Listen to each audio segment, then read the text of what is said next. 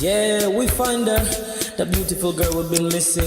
We wanna have her kissing. We find her, now we in love. Say Gosso, the remix. DMB, Tuck Spice, remix.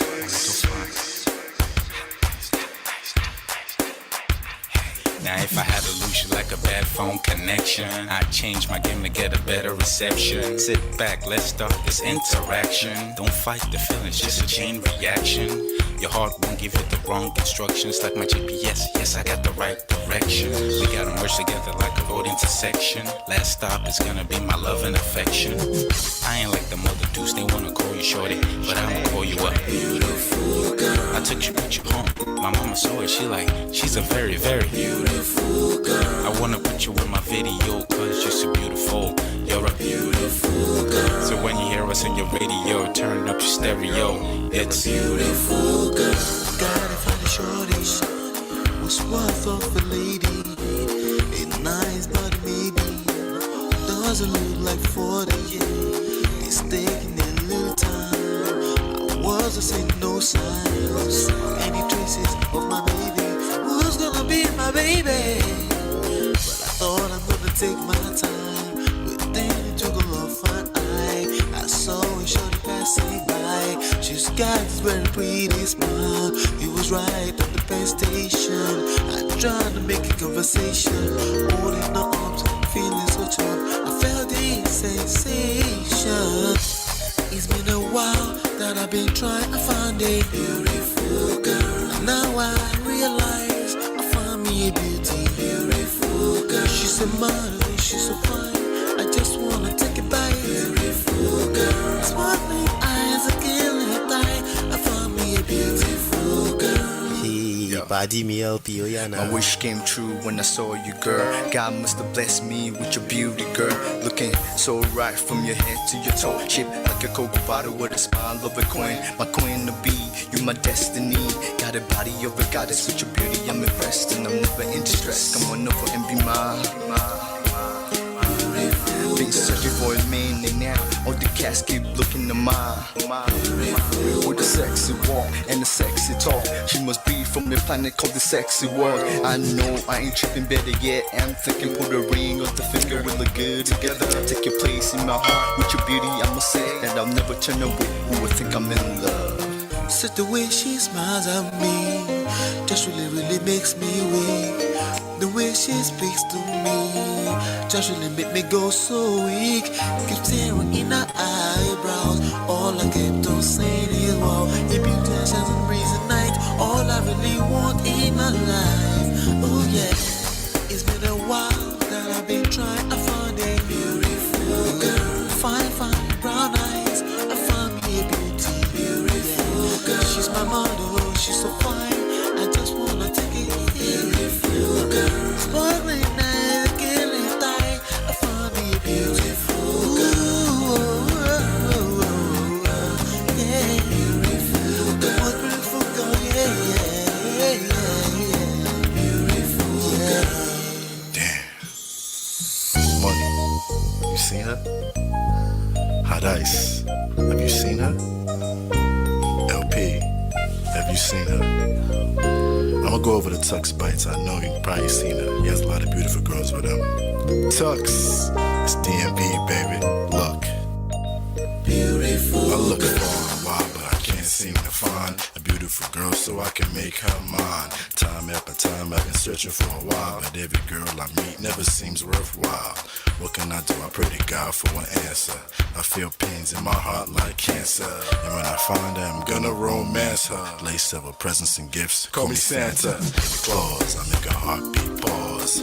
That's my girl, homeboy, not yours. The girl of my dreams, she's more than I ever thought. Show me ass and picture, I think I'm getting punked. She's what I really want, so I'ma go get her. Since I'm a go getter, you know I'm gon' get her. And I will give her the world, anything for my beautiful girl. Psych. Ooh, it's been a while that I've been trying to find a beautiful girl. Fine brown eyes. I found me a beautiful girl. She's my model, she's so fine. I just wanna take it. Beautiful girl. Sparkling eyes, killing time. be missing. I miss all your hugs, your touching and kissing. Make love on the floor, the couch in the kitchen. One love enough, we done enough.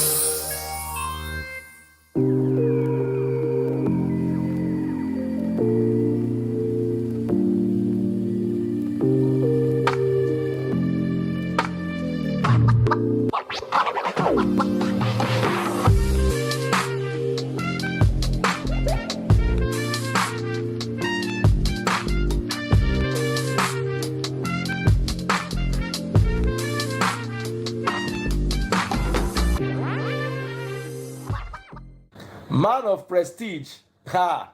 Now this guy win. Now you win. Now you win today. Now you win. Now you win. I agree. Man of prestige. Now man you be. I'm sure some people will be jealous now the way I talk about Ola. But I have learned a lot from him. That's why I keep telling you to follow him. If you don't follow Man of Prestige, now you know.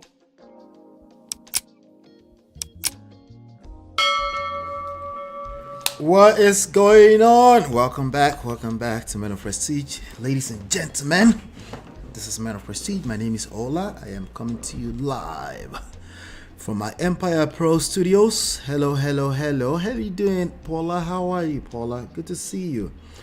All right. Yes, fantastic. We're here to have another big show. Excuse me. I'm excited about today's show. I am excited about today's show. So make sure hit that like button, hit that share button. Let's bring everyone else into the room. Turn up your notifications so you're notified when we do go live, when I do drop videos. We're dropping videos everywhere. We're dropping content. We have tons of content for you on a daily basis. So make sure you're plugged in. Make sure you're plugged in to know what's going on. But more importantly, so we can extract all the relationship lessons. Okay, extract all those relationship lessons from the from these trendy topics. We focus on self. We focus on power, social, seduction, attraction, emotional intelligence standpoint. That's what we attack these issues from. Self-accountability, self-responsibility, no shaming allowed, because you don't get anything from shaming other people. It's just stupid at the end of the day. Like, why would you want to shame people? What do you get from that? If anything, you create a bad experience for them, and then they can't wait to run away from you anyway. So you're making matters worse for yourself. If your tactic is shaming, any of those anti-seductive tactics that really never work, brute force, shaming, suffocating, needy behavior, moralizer, you are the holier past everybody, that kind of stuff doesn't work. What always work long term, that's sustainable, is organic attraction. And sometimes human beings need to collect first before they get it, and sometimes that means a couple of generations before things reset back to where they need to be. But we're here to just basically share some insights, my own personal insights, and also to rub minds with everybody else and see what we're doing here, right? But welcome to Men of Prestige. Do me a favor, hit that like button, share, subscribe. Let's bring everyone else into the room. If you don't hit the like button, they won't know we're here. Okay, that's just how it works. And if you do that, it'll be highly appreciated. I want to say shout out to all my sponsors, okay? My sponsors, people like Natu, D-Love. I'm trying to remember now. Natu, D-Love, Show Mama, Gorex Corner, right now, our goal this month was $1,000, but we managed to do much more than 10% of that right now, $117 this month. So I want to say thank you to everybody who is supporting, anybody who is hitting the like button. You're all supporting, hitting the like button, sharing, subscribing, stopping by, leaving comments, stuff like that, So, but we're looking for today's sponsor. You can sponsor the show for as low as 99 cents, okay, at any point in time using the $ inside of the square. But nonetheless, we have work to do today. Hit that like button, share, subscribe, turn up your notifications. Make sure you're notified anytime we go live. Also, when you hit the subscribe, you're able to chat with us in the chat.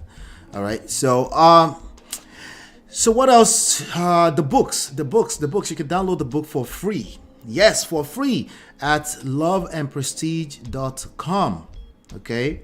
Well, there's only one book available right now. The other one will be launched will be live on December 30th, and we're doing a whole month of pre-launch. Okay, so you will have a chance to get access to those books. All right, our mission is to get this out to 100,000 people. This one, 100,000 people in 2024. We've gotten tons of this out since 2018, about 5 years now. This is my wife and I's testimony, and basically our manual. Okay, you can steal it. Okay, for marriage, there is a manual for marriage, and there are guiding principles essentially. Okay, but you can get access to both of these. Get on the waiting list for the other one from loveandprestige.com. Okay. All right. So like I said, we have a fantastic show today. If you want to chat with us behind the scenes, you can go to lolaandlola.com/WhatsApp. All right. We have a few things to cover today. All right. So I don't want to waste any further time. Okay. Let's get into it.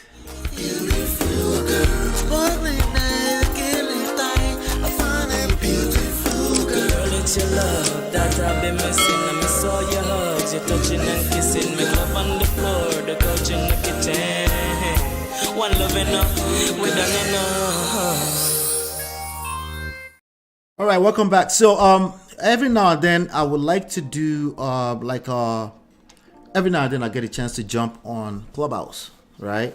Clubhouse is a social media app where I hang out with a few people. I don't always have the chance these days, but every now and then I'll jump on just before and see what they're talking about and see if we can do a quick recap and give my purest opinion when it comes to a particular conversation that I find interesting.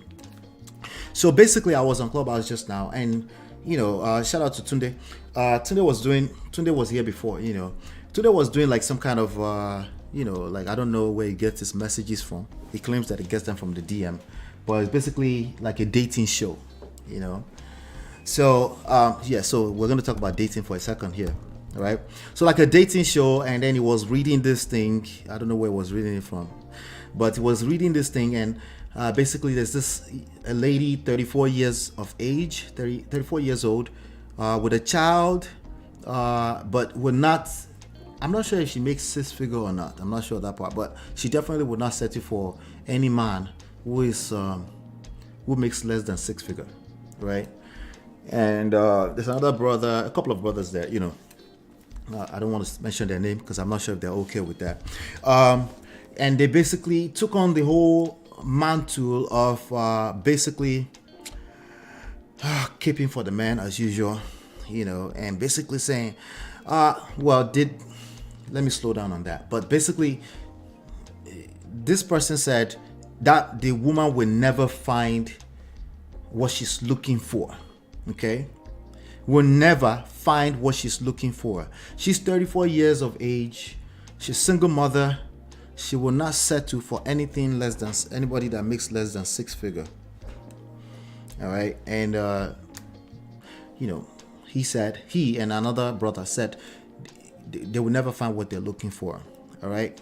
So the conversation was going all over the place. There's multiple talking points coming up at the same time, but that was the single most important point it was supposed to be. But as usual, when people are trying to make a point, okay, they say a lot of other things, and you can basically they tell on themselves. Okay, you can basically see where they're coming from. They have a certain type of bias, and that's what that is. My bias here is for the family unit, personally, and it's in my opinion probably the purest form you're going to find. Okay, it's not pure, but it's the purest. Okay, meaning I'm not for any sides, and we can tell based off of how our numbers have adjusted here. Like we're literally our audience here is we're 48% male now, 51% female. That's pretty balanced, okay? So, and the goal is not to balance. The goal is to tell you the one that you're listening to me right now, what's more likely to work, okay? But I also try to attack things from the there's different things, there's different variables, different multiple layers and dimensions of variables here. And it's not just the stats on 300 million people in America. That's lame, okay? That's lame.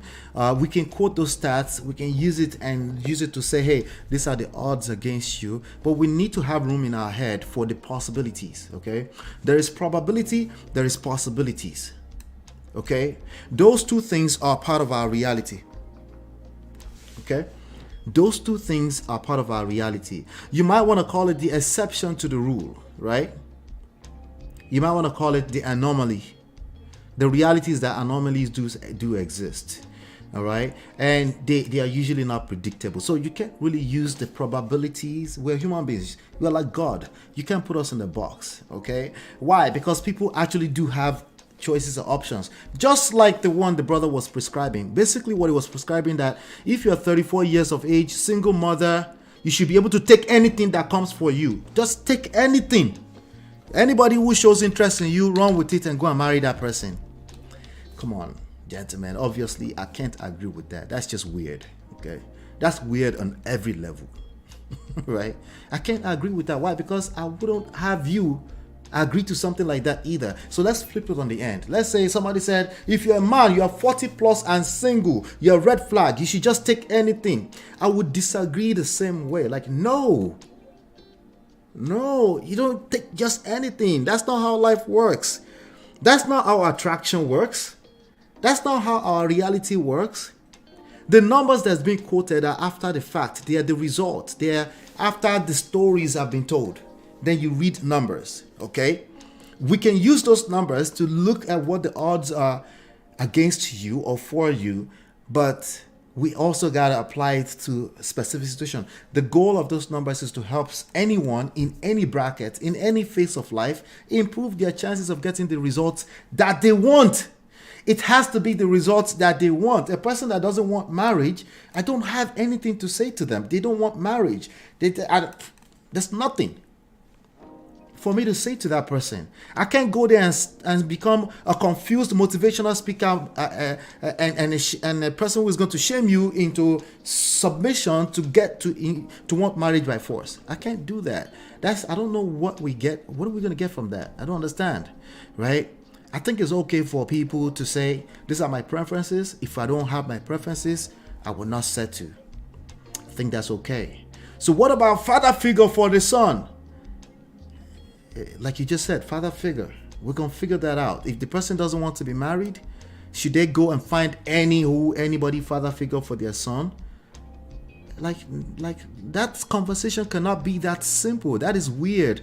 And that conversation cannot be that simple. Right? We can have that conversation if a person deems it fit. I do agree that children need a father and a mother figure, a two-parent household, because it represents structure, right? Because life is chaotic as it is already, and we don't want a situation where we're subconsciously training or raising kids to think that it's okay, right? All right, good.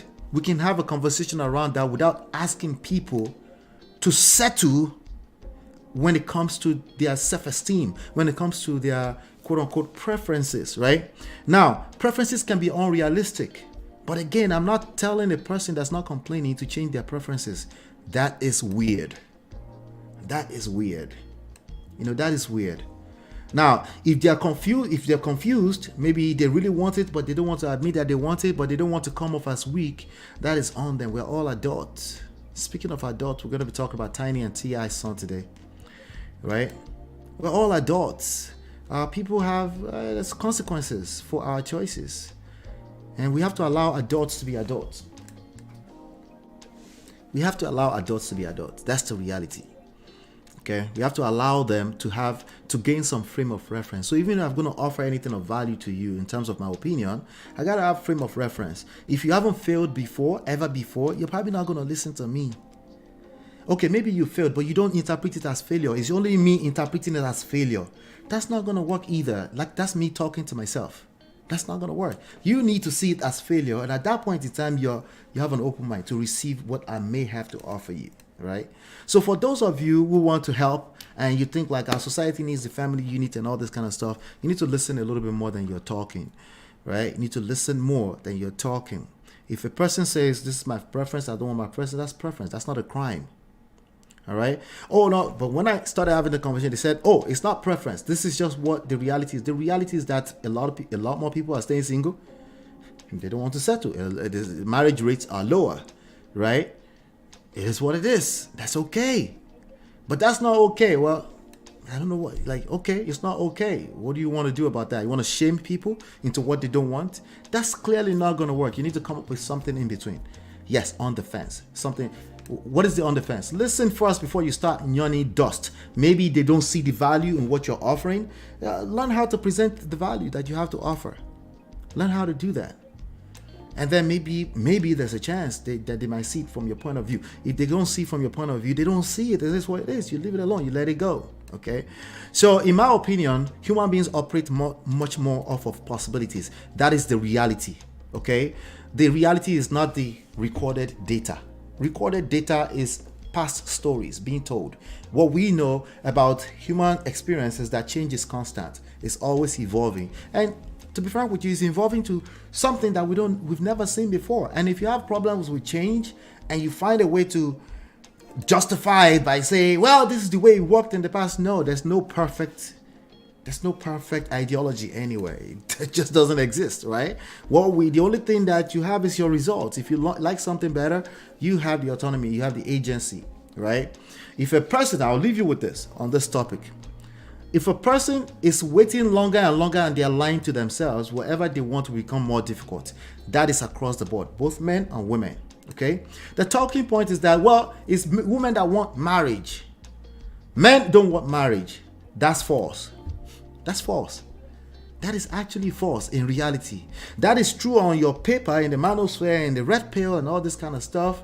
You're talking about a woman fantasizing about happily ever after. You're confusing it with reality. The bottom line is that the men are crying more and more because they want marriage, they want a household, they want family unit. And women are saying, well, we have trauma. This is what they're saying. I'm not a woman, so I don't know. This is what they're saying. We have trauma from the past, from watching our mother, dealing with things I will never deal with. So maybe it's not that deep. And what I'm saying is men are saying, no, it is that deep. You know you want this.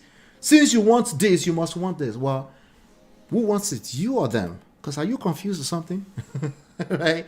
Yeah. So I don't know who wants it, but we got to bring it down to individual by individual. We can still have generalized conversations, but at some point, the people that claim it's general, they're the same one that will say, well, I'm a little bit different. My own life is not like that. Like, wait, I thought we were talking about the general.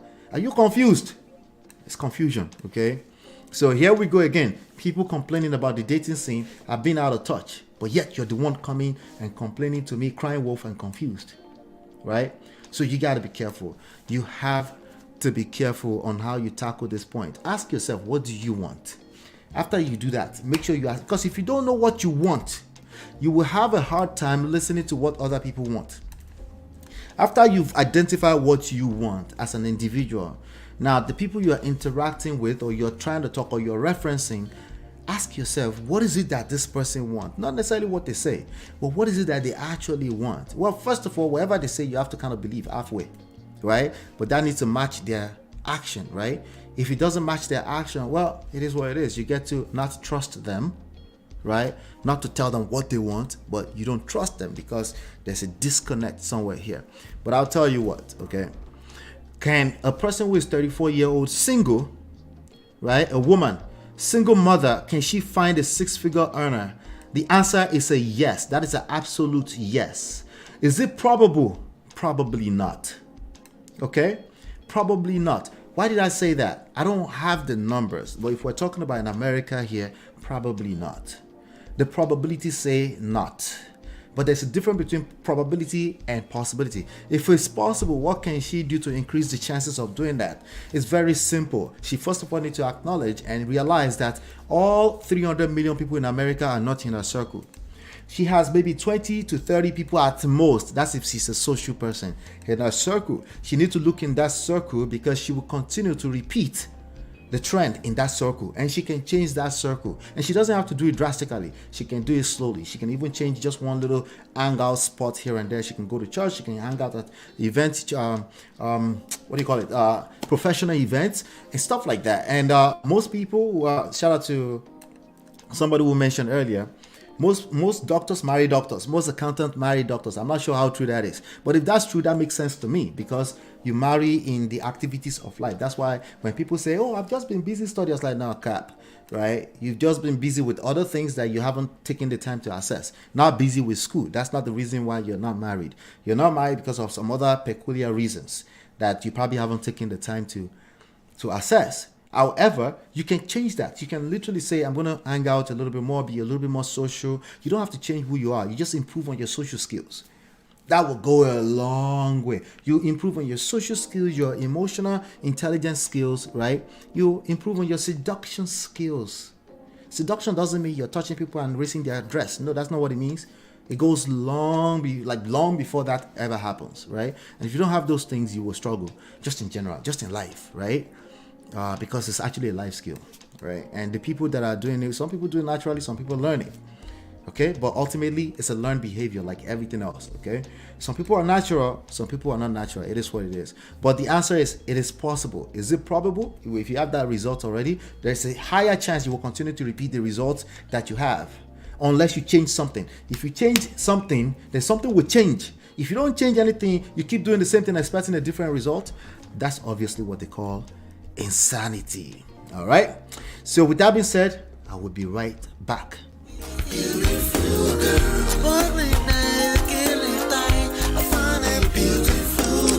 It's your love that I've been missing. I miss all your hugs, your touching and kissing. Make love on the floor, the couch in the kitchen. One love enough, we done enough. All right, welcome back. So let's do some reactions. Let's have some reaction. So my wife sent me this video earlier. I've seen that video before in its full entirety actually, but she talked about the comment section. I wanted to review the session. I'll play the video and I'll review the comment section, and then let's have a conversation around this. You know, there's this whole thing about, you know, the divorce court, you know, custody courts, custody battles everywhere. You know, it gets nasty. It gets and then yet we have people literally looking for unrealistic expectations. So it's a story of Anthony Anderson. Yeah, that's his name, Anthony Anderson, I think so. Yeah, and the caption on this TikTok video says, let's see, the caption says, "This is why marriage continues to fail in 2023. He must pay her millions for forever." So let's first of all address the caption.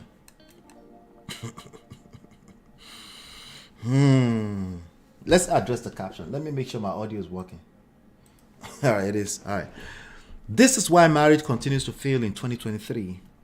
He must pay her millions forever." This is the same conversation, right? People don't go into marriage thinking about the millions that's going to be paid forever. They just don't. If they started, it's your fault because you keep talking about it, and anything you focus on expands. Okay? If they started thinking about the millions before they go into marriage, it's now your fault. Okay? So I'm not even discounting that anymore. It is now your fault. You're the one sowing those seeds in people's head, and people are going into marriage thinking, well, let me make sure just in case it doesn't work. Just in case it doesn't work, let me make sure there's millions of dollars here that we can share. The other conversation was about somebody asking for six figure, which usually means there's no money to share, because 51% of Americans as we speak right now, I know because I do studies around this, okay? 51% of Americans making six figures are living paycheck to paycheck as we speak right now. Let that sink. So there's no assets to share. So the other person, the argument, the person wants a six figure, right? It's actually nothing.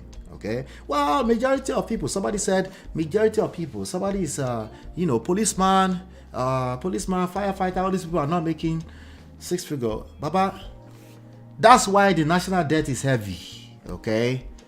That's why the money is not hard enough for everyone. So you're still not saying nothing. The bottom line is a woman who has figured out how to make $125,000 a year, right? It makes sense to me. It's more realistic for me to assume she's thinking she needs someone that makes that or more. That is, okay, not common sense, but that's just the reality. That's just the reality, right? It just makes sense. That's the reality you're trying to avoid. That women are hypogamous, rather, right? They marry up, they date up. That's the reality. It's not something that's intentional. It's just the divine order of things. And when you argue with divine order of things, you collect now. What do you expect? Right? If you argue with divine, another way of thinking about it is nature. You argue with nature, you collect. It doesn't matter if you're a man or you're a woman. If you argue with nature, you will collect. So this idea that women just wake up and they want to date something making more money than them, it's not an intentional something. No, it's not. Right? It's not. That's why when they force it, yeah, a quality partner, when they force it into reality because they've been reading too much books, it backfires. All right? And it's possible to make it work. You just need to have some skills, okay? D-Love, how far are you there? You on vacation? Good to know. Good to know. I'm glad you went on vacation. You need that sometimes. Yeah, we miss you. Good to see you. All right? So that's this. So even if you look at that caption right there already, this is why marriage continues to fail. He must pay her millions forever. Tell us the rest of your story. Okay, but they're about to tell us the rest of the story. But that caption is coming from a certain type of mindset, and that mindset will not help make things better. That's the mindset that's designed to shame people into submission. It never works. Submission is an organic thing. It's an organic thing. You don't force it. It's either you earn it or it doesn't happen. That's just the way it works. That's the reality. And you can't argue with me on that. You can just look around you. You can see it. Okay? Every time you ask for submission, you collect. Just like that. Let's play this video. Ordered to pay his wife $4 million. He had to give up assets and was also ordered to pay. He was ordered to pay his wife $4 million, give up assets. $20,000 to $40,000 per month in alimony. In a minute, I'll explain why the alimony payment will be $20,000 or $40,000. But he married his wife Alvina back in 1999. She first filed for divorce in 2015. She tried to cash out when he got his role on Blackish. It was a very popular show that paid him very, very well. Anthony Anderson had finally landed a good gig. Somehow, he was able to talk Alvina back into the marriage, but that didn't work out long term because it was already in her heart to leave. He should have let her go the first time because she came back in 2022 and filed for divorce again. This time he had more money than before. People come back and file for divorce after separation for the reasons we mentioned yesterday. Only 13% after separation makes it. Does that mean people should not do separation? Let's talk about the stats I keep talking about, right? No, it doesn't mean that. Sometimes that's the most, in fact, oftentimes that's what you need to do. Back off from that person. Okay, back off from that relationship if it's funky and toxic.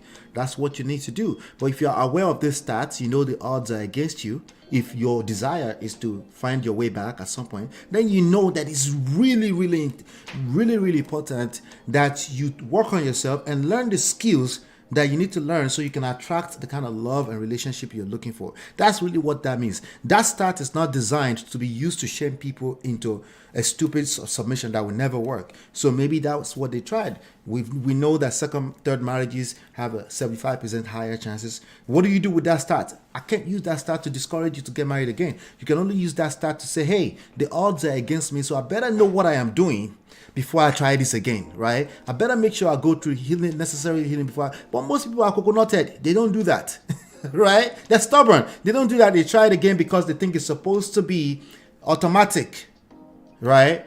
When it comes to long-term relationship, it's not automatic. Attraction needs to be organic. But when it comes to over the long run, long game, you need to have some skills. You need to have skills, and most people don't acquire the right skills, or they try, but emotions no be your mate, right? They get caught up in their emotions. Every time they create a damage, they have to start from ground zero again. That's the way it works because it's emotional. Imaginations is beyond, right? There's no limitations to it, right? So if a person makes up 200 movies in their head on what they think is terrible about this marriage, it's going to take everything to stop them from thinking that. Sometimes they think they need a new person entirely to stop that, and then they collect too, right? Because you're you. Your shadow follow you everywhere you go. Right? Let's continue here. Chinyi Alpha. And now those alimony payments are set at a higher amount. So although he will never be with this woman again, he's basically going to be paying her alimony in California, by the way, forever. Either nearly $250,000 per year, $240,000, or nearly $500,000 per year, $480,000. All right, so that doesn't sound realistic. I don't know if that's possible, that you have to pay alimony for the rest of your life. I don't know how that works. If it's realistic, I'm sure it will make sense to me when I read everything that goes into that, right? But it doesn't sound realistic, but I know they are notorious in California for some crazy kind of settlements like that. It could be a settlement, but there are more story to it. If he has to pay alimony that much money for the rest of his life, there's more to that story than, oh, this is why marriages are ending. No, there's more to it, okay? Either she has some kind of stake or something is there. Maybe it's emotional stake. Maybe, oh, wait, emotional stake? What the hell is that? I know. But hey, listen, once you find yourself in this situation, the reality is that same rule is true for everybody else in California. So you need to learn how to move.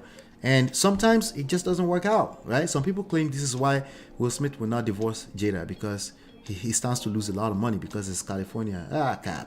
Cap. Rich people especially have a way around this stuff all the time. If it looks crazy to you, it's probably because they are getting away with something, and you just normal person, you don't know anything, you don't know how it works, so you're just like, ouch, I can't believe this is happening, this is evil, women are evil everywhere. Bro, you had your own preconceived notion, you had your own issues, and that's probably what we should be talking about, and not talking about this man's $500,000 that he might have to pay for the rest of his life. I doubt if that's actually true without some extra stories to it. All right, but they paint it like it's just the absolute story and they must be evil. That's how they paint it, right? But I don't care. It doesn't matter. This is not your story, right? And you're probably going to use this to hurt yourself. Let's continue. I'll get into the details, but first, take a second to make sure that you're subscribed to the channel and click the notification bell for all updates. It was obvious Anthony and Alvina's marriage was in trouble back in 2014-2015. His wife filed for divorce after he got his biggest career boost with ABC. She was ready to run out of there with the bag then. She filed in 2015, but then dropped it in 2017, telling the judge they worked out their issues and got back together. That is a real thing. People do actually try to get back together. They do. And some work out. Majority of the time, because of people's coconut head, it might not work out. We know again, separation 87% of the time. I don't know my source, but I saw it somewhere, right? But that makes sense to me. It doesn't work out because once people decide they're going their way, they're going their way. Not just because they decide they're going their way. Something happened. There were some damages that is not necessarily anybody's, like any one particular side's fault.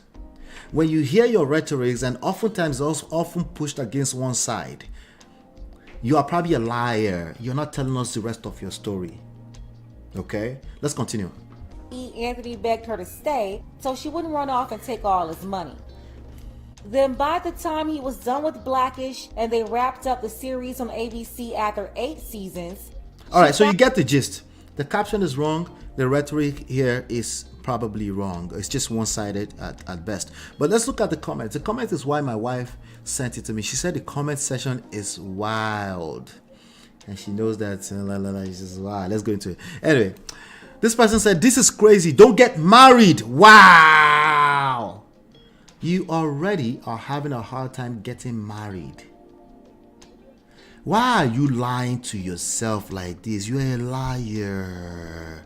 There's a guy in the manosphere that's always say you're a liar. Why the fuck you lying?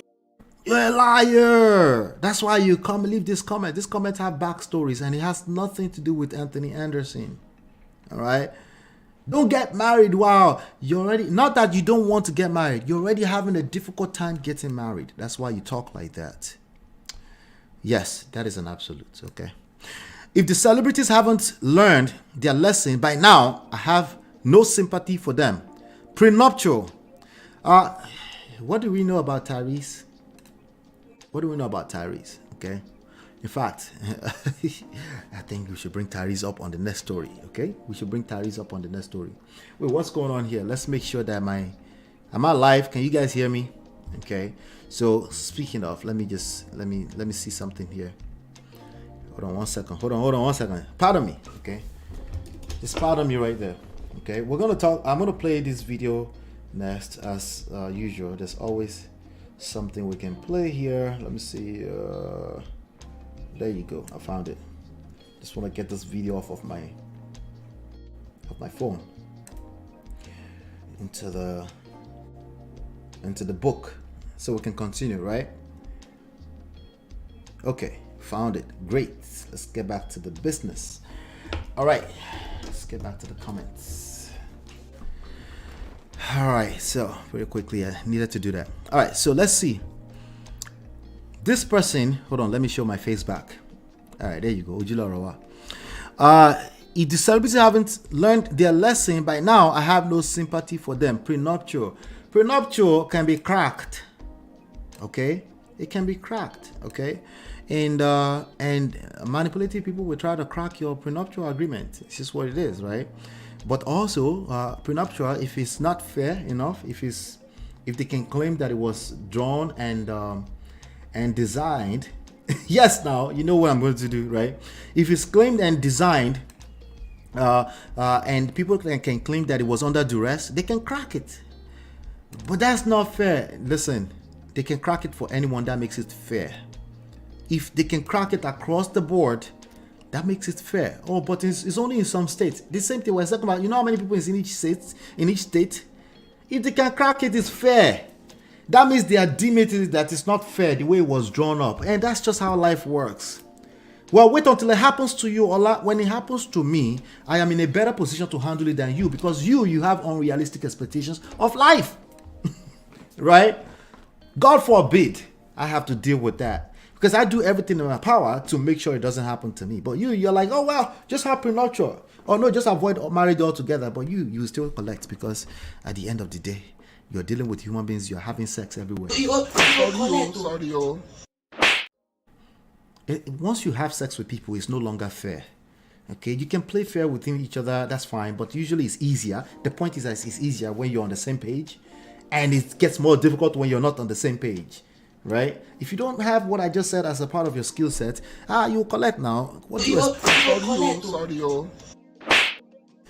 Yep. So the comment says, it is not cheaper to keep her because you can't put a price on peace.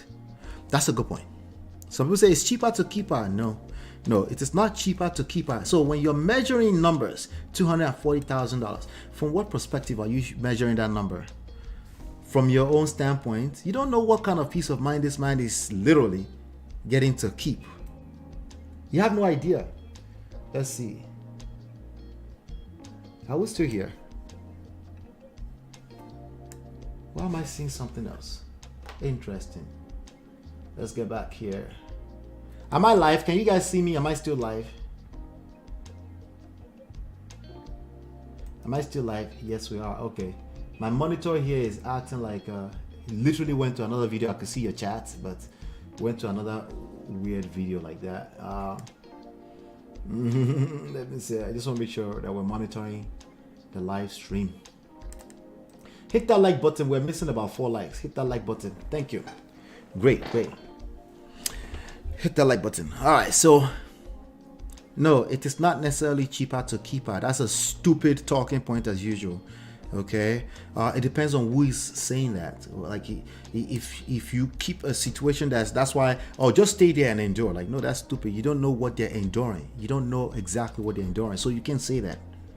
Okay, the only thing you can work on is teach more people some kind of value across the board. And if we like the idea of family unit, we need to come up with something better than what was. We clearly didn't work, because that's why it fell apart. Because if it worked, it won't fall apart. I still believe in family unit, but the way it was done did not work. Okay, from the look of things, it looks like it was more skewed to one side than the other. That's why it didn't work. Okay, so the same fairness you're looking for, the way you're measuring it is off. Could make sense. Could make sense to somebody's side. Right? That man should have incorporated his artist name, slowly moved his money and his property into a trust, and played broke personally. That's stupid. Again, we're talking about peace of mind. What kind of peace of mind do you have inside of marriage where you're moving your money around into incorporations and artist name and trust and all this kind of stupid stuff? That's stupid. If you have to hide your money, this usually means there's no peace of mind involved in that. I don't know what you expect to generate from that in terms of results in life, right? But what about these women that are taking your money? Well, how about, let's start all the way from how did you choose this woman? Okay, after you choose the woman, how do you play? How did you play inside of that marriage, right? What is your role? Have you held yourself accountable? Or you're just exonerated, you didn't do anything wrong, right? You just knew everything there is to know because you had common sense. And she's got to a point, she decided to leave. And you're like, well, I didn't cheat. Why should she leave? Well, if you're asking this type of stupid question, it is no wonder why you feel like the best solution is to run around and think you can lock money up in trust. And we can't find it. They will find it if there's enough interest in that money. If that money has enough interest in it for you to be locking it away, somebody has enough interest in it, they will come and find it. And they will crack the code and they will find it. That's why we have cyber securities and all this kind of stuff. Hold on 1 second. Tifa, be quiet, okay? Okay? Thank you. I thought I muted, but clearly you guys heard that. I only turned off the camera. It's cool. All right. All right. So, again, these are tactics that will never work in real life. They sound good on TikTok or on paper, right? I have another person here say, just sign a prenup before getting married. That doesn't protect you. It only protects you financially. Should you do prenup? Absolutely. But I want you to be aware that it doesn't protect you outside of finances. Okay? That heartbreak that's chopping you up right now, that breakfast where you chop, that's making you come up with stupid limited solutions, right? You go still chop and collect because you will protect that money. You will still. So Ola, what's the answer? I am glad you asked. Okay, the reason why marriages are failing in 2023, let me just tell you so we can move on to the other story. I'm looking at somebody. Let me read this before I continue. I'll give you a solution. Somebody said, I'll never get married under US courts. You couldn't get married already. That's why you're talking like that.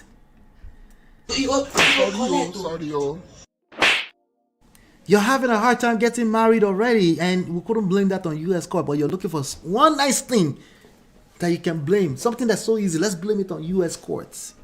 Who's going to tell you the truth? It's only me that will tell you the truth.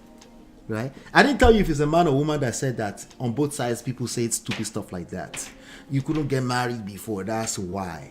Okay? And the truth is that there are solutions to that. There are ways to change that if that's what you change. One of the ways to change it is not to blame it on US courts. Okay? That's now one of the ways. Okay. Let me read one more comment. This person said, marriage is a joke because it's too much to lose if you all divorce. I can't really disagree with that. That sounds like a personal experience.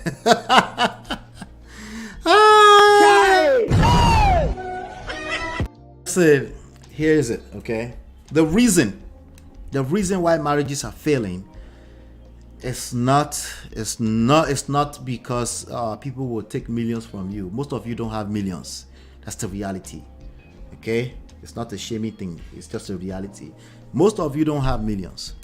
Okay, the reason is because you're a narcissist, more likely, right? The other reason is because you are expecting human beings to be God, and the last reason is because you don't know shit. You don't. That's the reason. Those are the reasons right there. And you are more and worse. You refuse to learn because you think some kind of common sense ideology is the answer. That's probably more like it. Okay, low skills, but coconut head with skills is just a bad idea. Coconut head is the whole thing with you think man is supposed to be God and being a narcissist. That's what that is. I'm just using colorful language. It really comes down to mismanaged pride, mismanaged expectations, and lack of game. That's what it comes down to. Okay. All right. Now, before I move on, you guys are saying, let me see. Okay. No.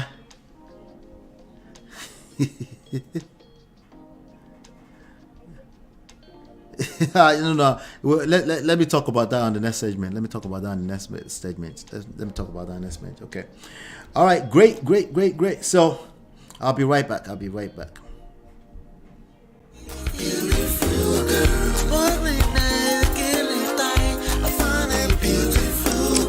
It's your love that I've been missing. I miss all your hugs, your touching and kissing. Make love on the floor, the couch in the kitchen. One love enough, we done enough. All right, let's talk about. I guess they were reading the news of. Tyrese outbreak yesterday. Is that the right English? I guess outbreak from yesterday, right? So talk about Tyrese again, right? And then there's this lady, Claudia Jordan, had something to say about it, and I shared that in the group yesterday. But let me see. She has said, "Hola, if the clip you showed in the group chat about Tyrese prenup stating that the child support amount he's crying about is actually in the prenup, then Tyrese is running mad." Yes. So that's something that this lady is going to speak to about the prenup, okay? But let me hear what she has to say, and I will take it from there. Supersede the prenup. I'm going to call these cases, supersede the prenup. I'm going to call Cap on this. Okay, because I had a conversation with Samantha. All right, so she's calling Cap on it. Not too many people have had conversations with Samantha, who is Tyrese's ex-wife. They went through a divorce. Quick update. They went through a divorce, and Tyrese has been dragging his ex-wife on the internet. I am yet to see the ex-wife drag him with his name. She might have said one or two things here, but I haven't seen her mention the name. There might be one video out there, I'm not sure, But bottom line is that Tyrese is doing a very good job dragging his ex-wife on the internet, okay? And one of the issues is that he thinks like $20,000 is too much, because if he's paying $20,000 when he never had to pay $20,000 to raise the child when the child was less than 1 year old in the house, why should he pay $20,000 outside the house? Answer that question. Let me see what you have to say in the chat. If you didn't spend $20,000 in the house, right, when the child was living in the house, why should he pay child support $20,000 per month outside of the house? Let me see what the chat is saying before I continue here. Can you please say something? Two people say something. Let me see why should he have to pay $20,000 in child support, right? He can afford it, okay? We know that part, right? That he can afford it, right? But why pay $20,000 if I didn't have to pay $20,000 to raise that child inside of the house? Does that make sense to anybody here? Some of you are lawyers. You might be able to speak a little bit more to this. Speak to it. Let me get two people to speak to it when I continue the video, okay? And she said, "I'm only fighting for him to go with the prenup. Like, just go with what's in the prenup." So Samantha is claiming, according to Claudia, that she's only fighting for Tyrese to go with what is inside of the prenup, right? The verbiage inside of a prenup, the legal verbiage in the prenup might be confusing. People interpret it. It's like the scriptures. What? Well, it's kind of like legal languages that two people might interpret different. That's why they have lawyers. This is why they have arguments and they have hearings and stuff like that, so they can hear both sides and see which one makes more sense. This legal language is not perfect, right? It's not designed to be perfect. It's designed to be as accurate as possible, but people still find loopholes where they can. The loopholes is usually around interpretations, right? So she's claiming that, hey, I want him to go with what's in the prenup. And she's claiming that it's Tyrese that's trying to crack the code in that prenup, right? And now they've spent so much money. A lot of the $450,000 that he claimed is being levied against him is basically legal fees, all right? Spent so much money. Why are they spending all the money in the world to try to crack this prenup? I don't know who is trying to crack it. Is it Tyrese or Samantha, right? All right, let's continue the video a little bit. I'm not asking for anything more or less. And she's like, this is all BS. It's $20,000 a month. She said it's all BS. Now, that's what she told me. I haven't spoken to him about it. I don't know him like that, but I spoke to her. And she said she's just fighting for him to keep his word and just honor the prenup that they had, because it was all spelled out. Oh, he's gonna give you some bars later on then.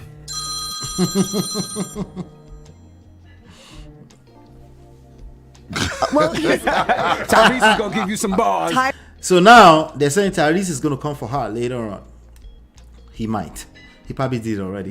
Well, Tyrese is gonna give you some bars later on. Tyrese, I'm not worried about you giving me bars because we can have bars back and forth. Uh-oh. You're not a rapper, neither am I, so we can just have bars. But I'm just going by what your ex-wife told me that you probably still want. All right. Following the interview, Samantha shared this message.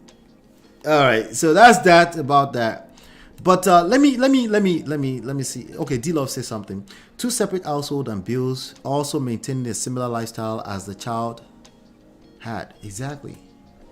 Right? And if you, first of all, you make sense out of this before you try to fight it. You can't fight something that you're actively trying to be unrealistic about. You can't fight something that is the reality without first of all acknowledging that it's the reality. Okay, you're giving your power away, literally, to the other side because all they have to do is claim that you're insane, that you don't know what you're talking about, and all they have to do is get the judge to see that you don't know what you're talking about. That's what they have to do now. You make the job easier for them when you try to pretend like this is not a 2 different household. When you try to pretend that another adult have not decided to gain agency, autonomy of their own life and say, you know what? Well, I have the custody. I have a whole different household because we couldn't make it work, right? Well, I had a certain type of lifestyle that we had before. Our child is still involved. So the child, particularly the child, not me, the child must maintain the same level of lifestyle. If you put a child in a different household and you're Tyrese's daughter, right? What do you expect is going to happen? Now, you need to acknowledge that first of all, at least in your own head. Okay, you don't have to come out and acknowledge it to everybody like you're a weakling. I'm sure you don't want to come up as weak, but you need to at least see that as what it is before you can tackle it, right? So you can tackle it in a way that's realistic. You have to get the other side or the judge or the umpire rather to see your own side that, okay, that's not fair, right? But if your own measurement, if you completely discount this and act like this is not a real thing, they're going to look at you like a lunatic, right? So it's unreal. So in terms of who's trying to crack the code, I believe what Claudia is saying. I believe that. It's not as simple as somebody's trying to crack your ironclad prenup. It's not that simple. There's something to it. That prenup was not... It's clearly... Listen, the reality is that prenup was not strong enough. That's the reality. But I keep telling you about prenups, right? Prenup can only go so far. Prenup can only protect you so far. Even financially right now, that prenup has failed to protect Tyrese. How's that for a reality? Because we like to speak in realities, right? That's the result that we have. Until it changes, then we can come back and talk about it at some point. All right, I'll be right back.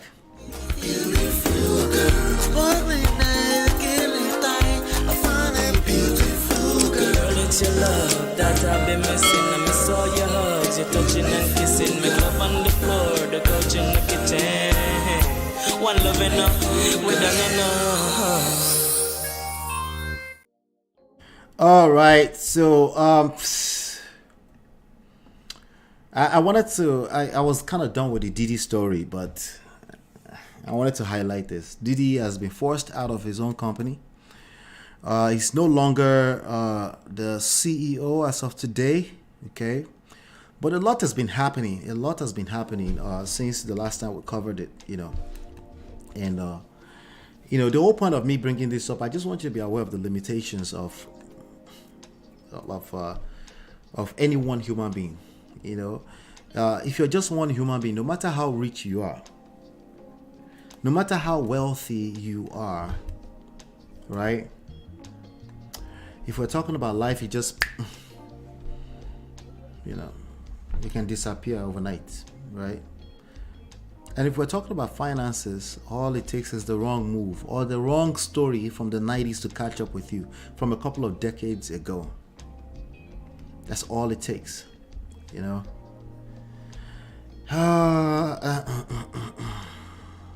Yeah. So it's getting worse and getting worse and worse and worse for him. Very, very fast. Okay.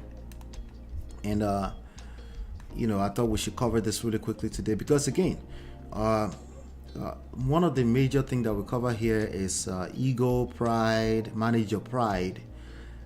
Pride is something that I love dearly. Okay, pride is something that I love to study. Pride, I like pride more than I like humility. Let me even tell you that.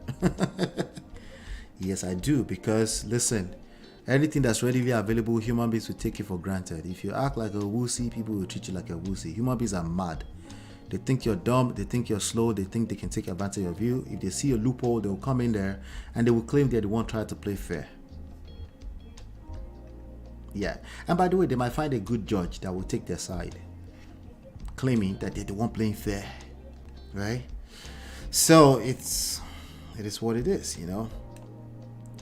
But yeah, so Diddy is going through it right now. See, the spiral effect of everything that's happening to him right now is greater than what we know already. Just think about the fact that he has a human brain in his head, right? Just think about that. Speaking of peace of mind, do you think this man have peace of mind? I think we talked about that the first time we covered it, right? Do you think he has peace of mind right now? It's impossible.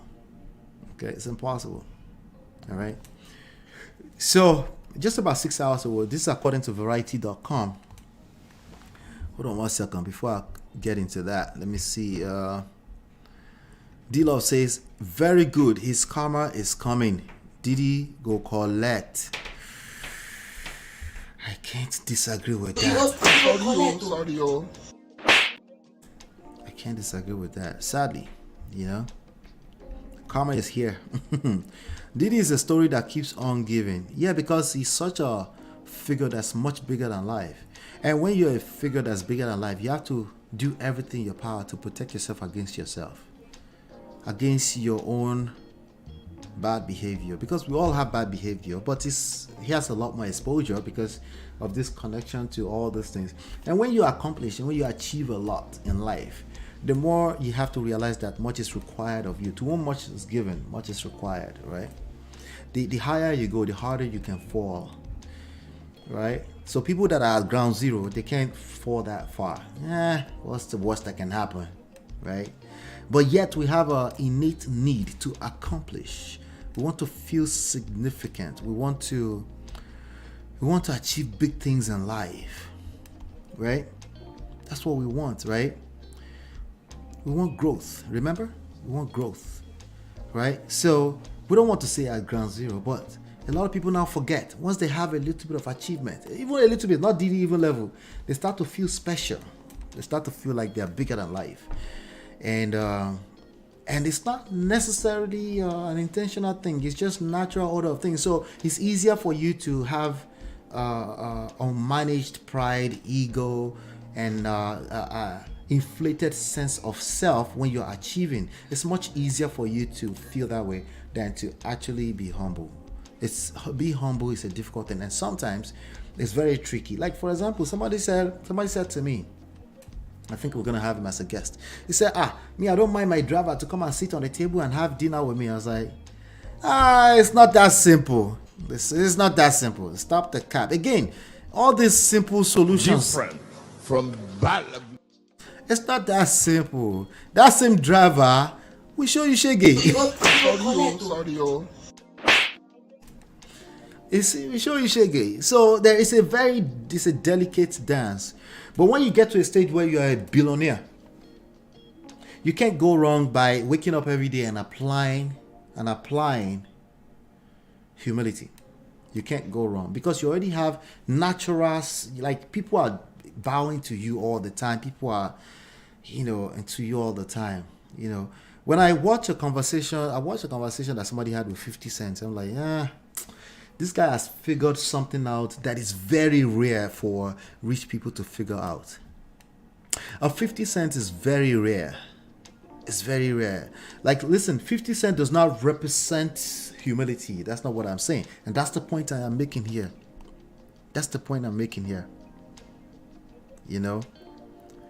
So it's a very delicate dance. that we need to be aware of. It's just, again, just remember that we're not talking about you as an individual. We're just talking about how the brain functions. Okay, it only makes sense that if you keep achieving, your brain, I don't know if it's your mind, your heart, or whatever, people will try to divide that too. I don't know, but a part of your psyche will tell you that it's always going to be that way. What can possibly go wrong? And now you have to push back against that everything can freaking go wrong. Okay, you have to now tell yourself that everything will go wrong. Okay, now the thing is this, right? I'm looking at 50 Cent and not just looking at him, I'm listening to some of the things he says, right? He wrote a whole book called The 50th Law as a follow-up to Robert Greene's 48 Laws of Power, right? He did the whole power series, right? If you watch series with the mind of not right and wrong, you will see what I'm talking about in some of the storylines in the Star series Power, right? It's not as simple as humble yourself or be prideful. No, it's not that simple. There's a game here that you need to learn how to play. Okay? But when you get to certain parts of life, you have to know that you have to push harder against one side. Okay? There's too many variables involved in it, right? But we're talking about just two sides right now of this coin, right? Humility, pride, right? When you have bad behavior, if you have what they call vice, right? Either it's smoking, either it's women, either it's Ebola, either it's right, a vice, alcohol, right? When you have it, when you have the power to have it, right? The reality is that you have to fall flat on your face, discombobulated. You have to hit rock bottom at some level to be able to, like, okay, all right, I might end up destroying myself with this thing. Let me get some help, right? And you will notice that anybody that seems like they figured it out, there's a frame of reference. They've gone through something. So, in fact, I'm due to read 50th Law, number 50th Law of whatever, with 50 Cent and Robert Greene. I want to read that book because there's probably a backstory. There is always a backstory that makes him to come off as he's figured something out when it comes to power dynamics, right? I'm being able to articulate it very well too, as well, in my opinion. But yeah, I digress. He probably can't sleep at night. No, he won't be able to sleep at night because he still has a human brain in his head. He can't. Okay, he's probably got back on all his vices, like all the drugs, depression, all that kind of stuff. Probably kicked back in worse. That's probably what's going on right now. You know, not to say it is not hard, MOP. It depends on your upbringing. Anything that's worthwhile in life is hard. It's a reality. Anything that's worthwhile. If it's not hard, it's probably not worth it. It's probably not worth even us having a conversation around it. You know, anything that's worthwhile in life there's a cost to pay for it. We might not see it though. We might not see it. It might not be obvious to us like that. My dad would drive his driver on long trips so the guy can take a nap. All right, it's a context to that. He just said so the guy can take a nap. He doesn't want to die, right? I think your dad passed, right? Yeah, so he didn't want to die. Like if you're sleepy, yeah, that makes sense, right? There's context to that, okay? When you start adding certain context to it, all the rules are discombobulated. Remember, I always tell you, don't turn anything I say into religion. Our security man in Nigeria, his daughter was our baby, sleeps in my bed. I bathe her, feed her, she eats her. Yeah, you're simplifying it. You're simplifying it, Natu. You're simplifying it. You simplify what I said.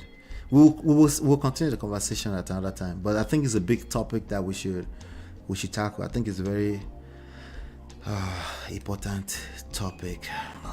You get it? Okay. If you don't get it, forget about it. All right.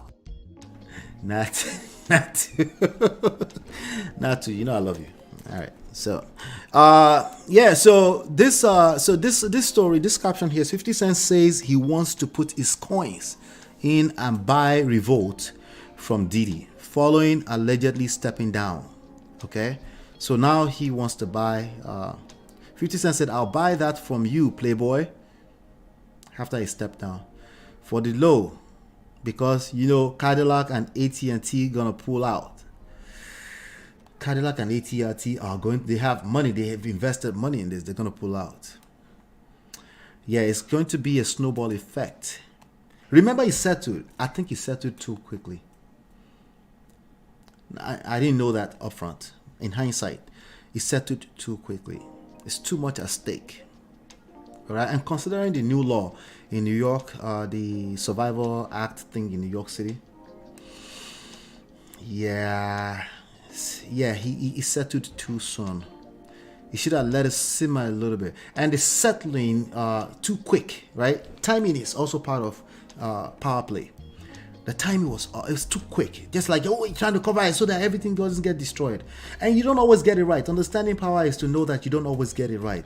But being able to acknowledge that, I missed that one, right? Being able to acknowledge that is a big part of it, right? Like, I missed that one. And the idea with power is not that you win all the time. It's actually that you actually lose more often than you win. But when you win, you win big. Where you win, it is very hard to argue against the winnership. That's how power works. But losers always trying to win at all times, and which is why they keep losing, which is why ultimately they are losers. Okay? Winners always try to take everything and win at every time. Losers always try to win every time. But winners are always like, I'm looking for that big win. And I understand that the journey to get to that big win, yes, a few of them is going to be lose failure. Big winning in life that it looks like to you is always a function of a lot of losses. And this is an absolute ideology. It's the way it works across the board. There's nobody that you see right now that looks like it's overnight success that it was. There was something that went into that you're not privy to. Okay? He said, I'll give you a few dollars for it now. Sell it to me. Then we can be friends. I'm serious. Call my phone. Yeah, it's trolling him. Petty at another level entirely. So he did step aside. He said a temporary move. No, he's going to lose everything. Sadly. Yeah, he's going to lose everything. It doesn't look good. Okay. It's just too much. It's too much at stake. Okay. And we're not talking about him in particular. Remember I said there's multiple 6 and 7 figures income attached to this. Those people don't want to lose that. They would detach from him. All his partnership they're going to be gone because they don't want to associate with that. Okay? Because people will be your mates. At the end of the day, people have the power. When you're arguing against the people, you better know what you're doing. Because sometimes you have to do that, but you better know what you're doing. And oftentimes people that do that, they don't know what they're doing. They're just yarning dust from their emotions. Diddy isn't about to let issues in his personal life take down the successes in his professional life, making the difficult decision to temporarily step aside from his role as chairman at Revolt. That's just the beginning. Sources with direct knowledge tell TMZ Diddy decided last week he'd make the temporary move. We're told his goal in making the decision was to not allow the accusations he's facing distract from Revolt's mission of success. Yeah. Even the people that are just small partners, places like Earn Your Leisure, people like even Breakfast Club, all those people, they will have to now manage the stories around Diddy. That is additional layer of difficulty for their life, right? And if it comes down to a matter of survival for them, you know what they will do? They will throw him right under that bus. Right under the bus. Yeah, let me see. What do you mean simplify? My brother, it's a lifestyle. Yeah, the lifestyle doesn't fall out of the skies. That's the point. Okay. Usually people have gone through something that made them arrive there. It's not, the point is that it becomes easier with time, but it's not something that you start off easier with. Okay. This is what I grew up with. If your wife calls me now and says she needs help with the kids, I would drive to. That's anecdotal now, not to. I think he needed to settle quickly. If not, things will don't spoil past this one. Yeah, I know, but it's still spoiling. That's what they thought they were doing. That's why I was like, of course. It was a no-brainer. We said it was a no-brainer, right? But it's too big. The issues are too big, right?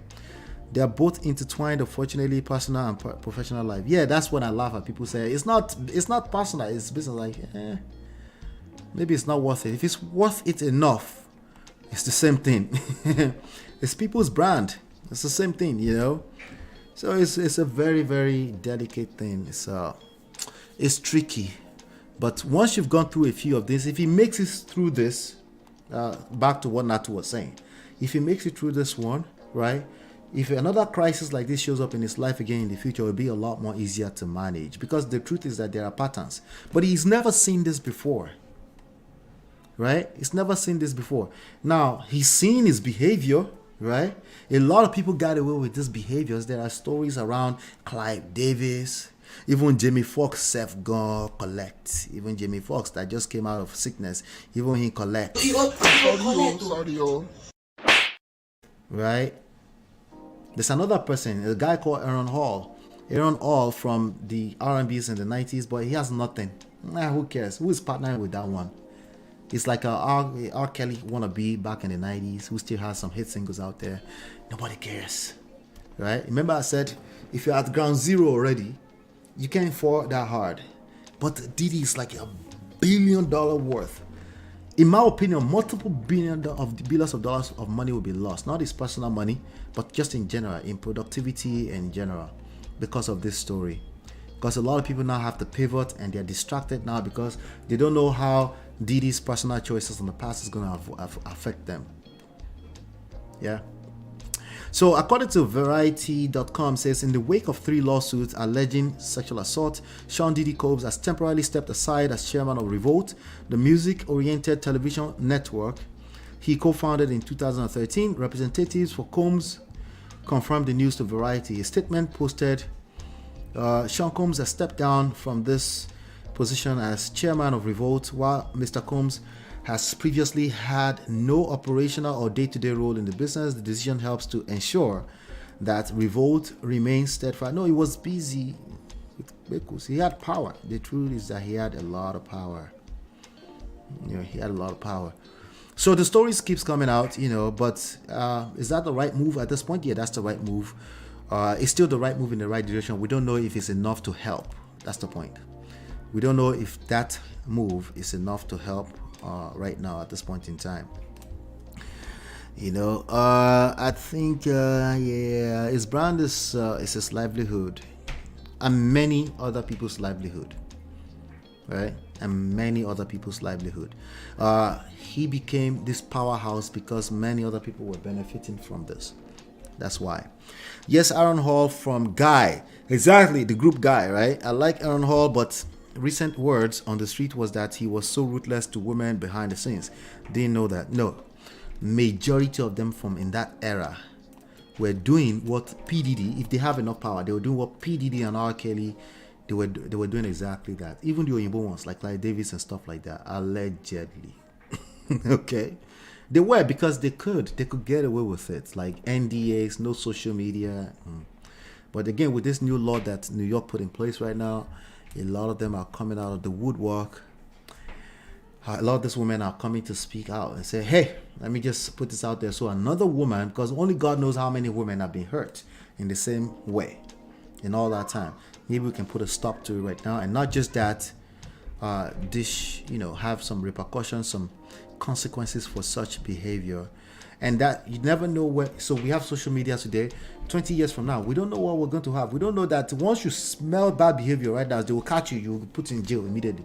I'm just kidding. The point is that we don't know how fast consequences will be dished out 20 years from now. So it's probably a good idea to do as much as possible. Do your best to do the right thing right now. Don't do something that will hurt other human beings, right? So it's probably better to just do that right now, you know, at this point in time. So you said simplify, but you used the word kind. I wasn't talking about kind. I was talking about power play, not to. You just used kind, but you argued that you weren't simplifying before. I was talking about power, and now you're talking about kind.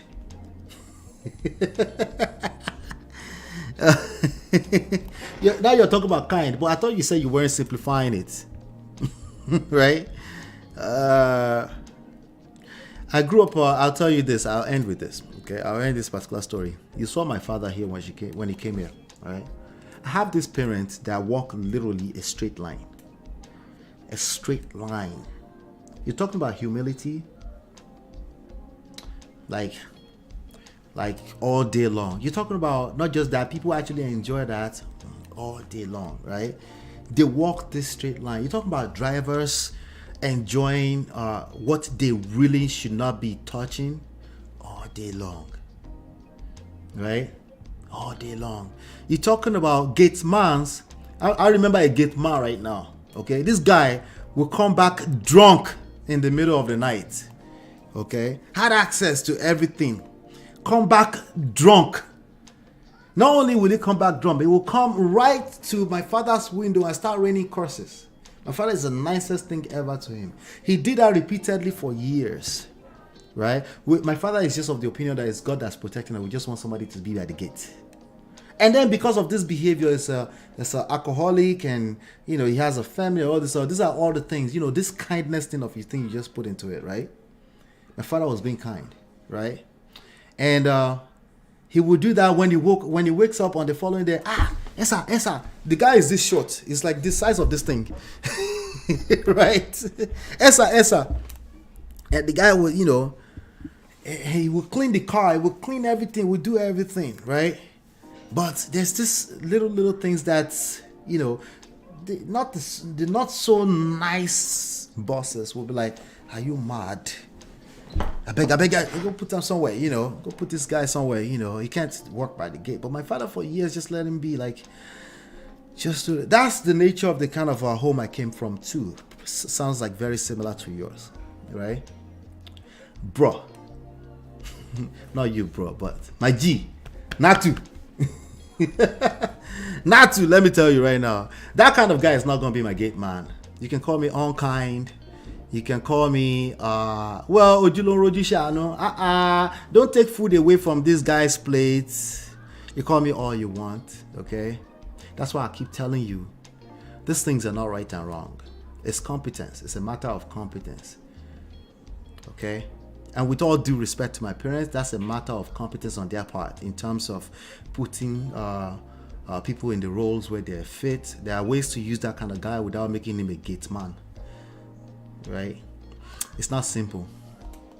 It's not simple, right? So if we're talking about kind, no, you can be raised kind and just be kind. That's not what I was talking about at all. I'm talking about allowing people of a certain types of bracket into a world where they don't even understand what to do with that. I'm talking about giving a person that has never made $1 million $1 million and telling them to go and start a business. Destroy. That money will not survive. That money will be taken from them. Because why, Natu? Because they haven't gone through. They haven't been tested. They can't sustain that. They can't sustain that. Now, I have the $1 million. I do want to give this person. I want to be nice. I want to be kind. And I should. No, I have to think beyond that. This person's mindset cannot hold $1 million. They don't know what to do with that. There are thieves. They will take it from them. And it's going to be a blind spot. They won't steal it from them in cash because it's not cash. They will actually use their own hands to spend it and squander it. And we won't be able to sue anybody for that. So there are certain people that if they show up a certain way in life, you can be nice to them, you can be kind to them, but be aware that their mindset needs to be able to handle that.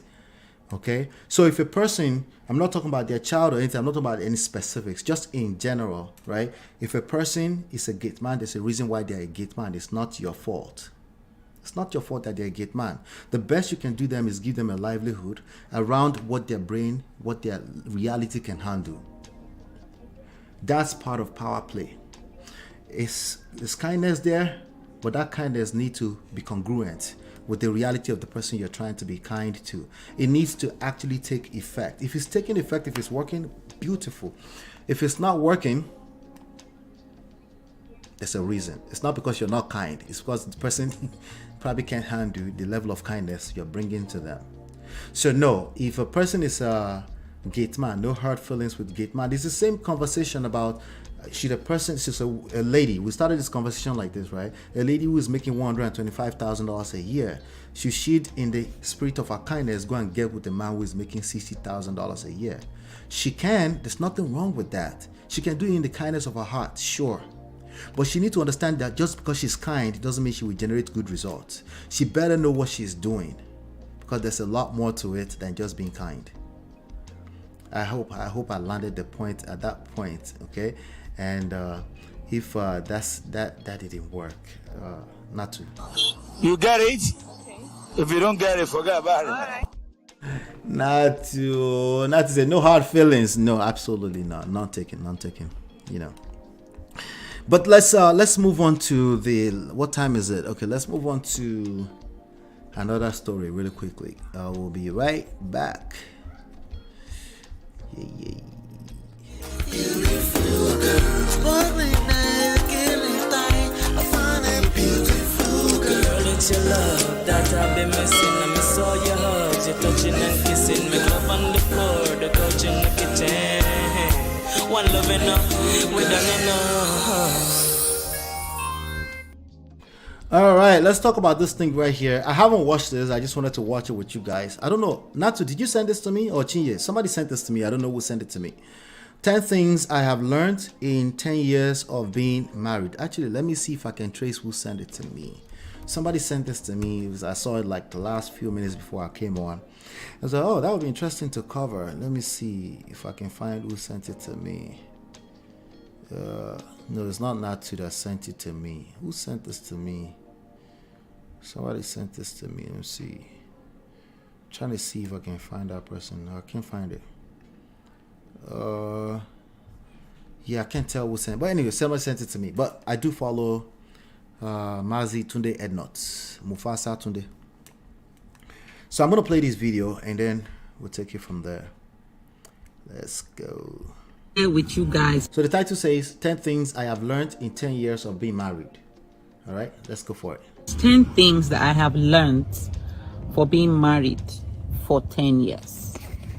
Now listen, this is not an advice. I'm just sharing. Oh God, she says it's not an advice. I really do want married people to stop saying that. Okay, I'm pushing against that now. I get it, they're trying to be humble. All right, it's okay if it's an advice. It's okay. Okay, it's okay if it's an advice. It doesn't mean it's a religion. People can take one little insight and actually see the reality of what it looks like if you're a married person, right? If we have at least 10 loud married couples in this internet street, I think it can change a lot, you know? It can change a lot. Like 10 loud content creator married people, right? It's not advice. What is it going to be if it's not advice? We just want to talk for no reason. Let's continue. And what I have seen, what I have learned from both my marriage and marriage of other people that are close to me. You can pick anything that you think might help you from what I'm going to say, but please, it is not an advice. Number one, make sure you have something doing as a woman. No matter how, whether he's an Oh, it's advice for women. Make sure you have something you're doing as a woman. Is that what she said? He takes care of your bills, whatever. And you know, some men will say they don't want their wives to have white-collar jobs. Get a business, start a blog, start a cooking show, do something, bring something to the table, have your own money.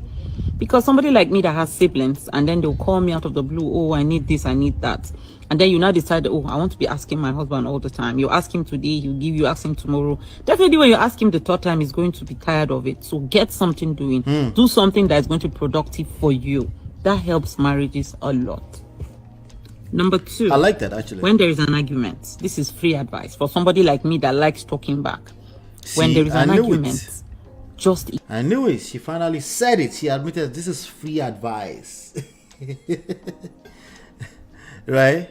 She finally admitted to it. I like it. Yeah, please give the advice. Give the advice. There's nothing wrong with it. I like it. I like it. I like it.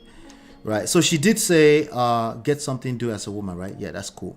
I think that's a good advice. The ideal mind is the devil's playground. The ideal mind is the devil's playground. And devil is not going to fly out of heaven in black garments with a dark face. It's going to use you. Let's continue. Ignore. When he's talking, just ignore. I'm not saying you're going to accept defeat or whatever. Allow this time pass because everything is quite hot right now. You allow it. When he's done talking, you give it space. Most of them will come back like 20 minutes later and be like, okay, I'm sorry, I didn't mean to say this. Because if you talk and he talks back, he's definitely going to say things that are going to hurt you so much. And you're going to be stuck with someone you're going to be remembering the things he said to you that hurt. Let me tell you, I learned the hard way. When you keep quiet when there is an argument, it works better. Then later on, you make your case, and then you guys can apologize to each other later. All right, I like that, but here's one caveat, okay? I like that, but there's a caveat to that, right? I like the timing aspect of what she said, right? I'm not really in big favor of just be quiet, okay? Just be quiet is different from actively listening. Those are two different things. Actively listening can come with a certain level of being quiet, but there's an engagement involved in that. There is a listening to understand involved in that, right? And it doesn't have room for somebody feeling like you're being dismissive. You feel me? Yeah. So I'm not really a big fan of just just be quiet. No, I'm not, because she said I talk back, you know. Now she might need that. Maybe she's at this level where she needs to practice I need to be quiet. So when you're measuring a person that used to talk back a lot against be quiet, maybe the guy is actually enjoying being quiet, surprised, because it's a brand new thing in their world. So maybe that worked for her, right? But as an absolute statement for everyone, some people actually need to speak up a little bit more, right? Not to say I beg free big mouth WhatsApp group alone. Right? So it's like if somebody talks a lot, it might not be a bad idea for them to be quiet sometimes, right? So that they can actually process things. But I still say make sure that when we're saying that you actually know that there's active listening and some level of engagement, because people can read your body language and see if you're engaged or if you're being dismissive. Being dismissive is highly offensive, right? So if especially a person that's not asking you to be quiet and you're just quiet, or you tend to be quiet, or you take this advice and take it to the bank as absolute, and then it gets worse because you want to be quiet now, because you are enjoying being quiet because it's preparing him, it will backfire, you know. But I like what she said when she said timing. Okay, there's the timing aspect of it is accurate, because we talked about it earlier when we talked about 50 cents and all this you know, when should you be petty. Well, there's timing involved in that. Being able to measure timing is a big deal when it comes to being a winner. You have to like, okay, this is not the time, I can back off a little bit, I can listen a little bit longer, I can give it some space. When you give things space from a very active standpoint, from an intentional place, you can't go wrong, right? Because you're still engaged, you're just giving it space. You understand long term the effect of giving it space, as opposed to let me just be dismissive, right? That's not going to work. That's going to backfire. But I like the timing piece of it. Let's continue. She's only on 2. Number 3, when your spouse has an issue with his siblings or his parents or his brothers or whatever, and he comes and tells you that, oh, this person did so things to me, it is not your place for you to tell him that okay, or add your salt and pepper. You, once he's done saying everything he's saying, you just tell him, well, sorry, it probably, maybe he was not in the mood or something happened, but you do not add your salt and pepper. Yes, you're his wife and you might have his kids, but you don't add salt and pepper when your husband has issues with his siblings. You stay out of it. All you're supposed to do there is just tell him sorry. Try and work it out. Try and talk to him about it. But if you add salt and pepper, if you add salt and pepper, that matter will not concern you. You might just end up collecting. Good point. Look at the smile on her face. She's like, let me tell you the rest. Let me laugh. Number 4, when we always have those, sometimes we have those friends of our husbands that just want to give us attitude for no reason. In no occasion should you report to your husband that your friend is giving me attitude. No. If what he does is he gives you bombastic side eye all the time, when you meet him next, you give him criminal side eye. I like that. And then he'll be, I like that. to want to report himself. Then you state your case then.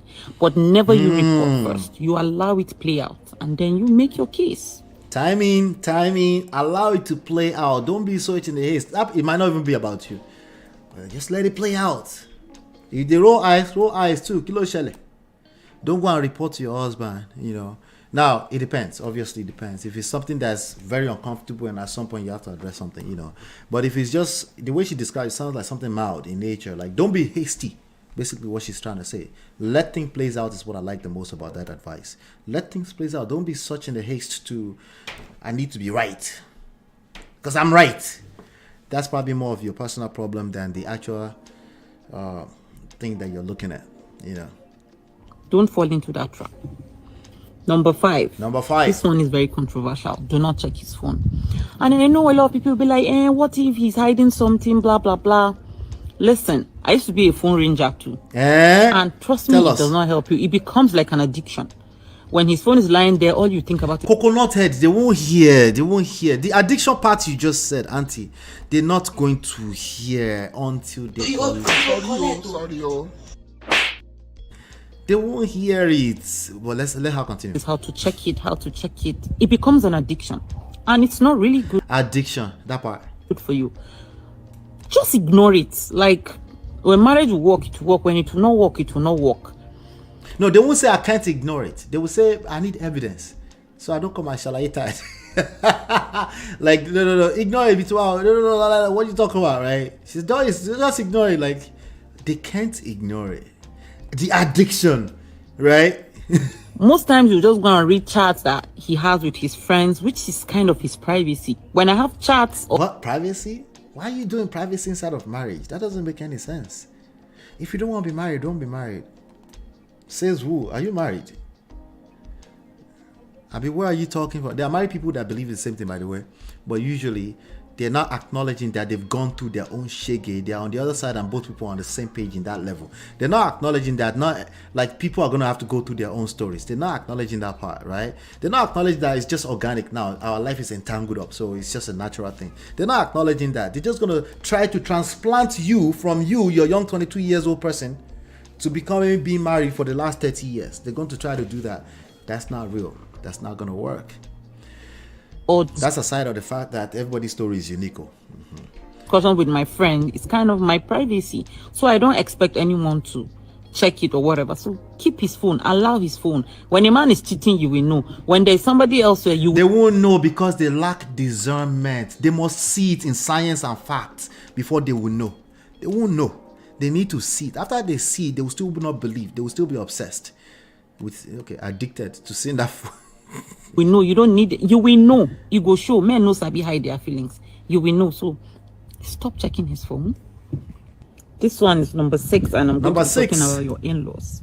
Listen, when she looks like she's from the north, she's dressed like women from the north. All right. I can't generalize, but from the little I've seen, it looks like the women from the north.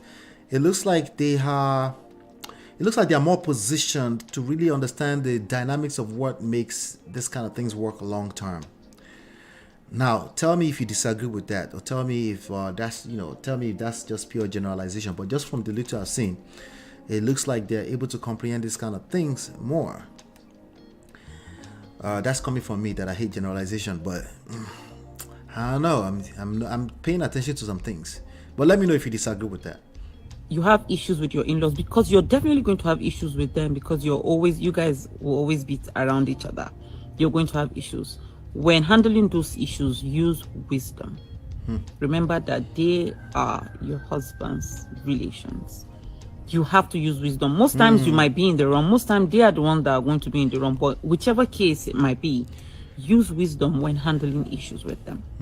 I want to share with you guys 10 things that That wisdom thing, I say it all the time. My struggle with saying wisdom is I feel like it's vague to a lot of people. There are people who literally talk out of their ass and common sense, and they think they're talking wisdom. So sometimes when I say wisdom, like, is there another word? Is there another way to break that down? I was like, okay, we can't finish that conversation. Let's just continue, right? But she's right. Much wisdom is required. And she said something. She said you're always going to be around each other. Well, anytime there's any kind of collaborative effort between human beings, there will be friction. It's not your fault. It's not necessarily their fault. I get it. You feel like it's their fault and they should collect for it. Okay. All right. Maybe. I don't know your story. But just as a default, already, there's going to be friction. Right? So much wisdom is obviously going to be required in terms of handling conflict, inevitable conflict, right? That's going to happen. And she said something. Remember, some of you forget that your wife's sister, he's her sister. That's the person she's due from. She will continue to give her grace, a level of grace that you're probably not capable of giving.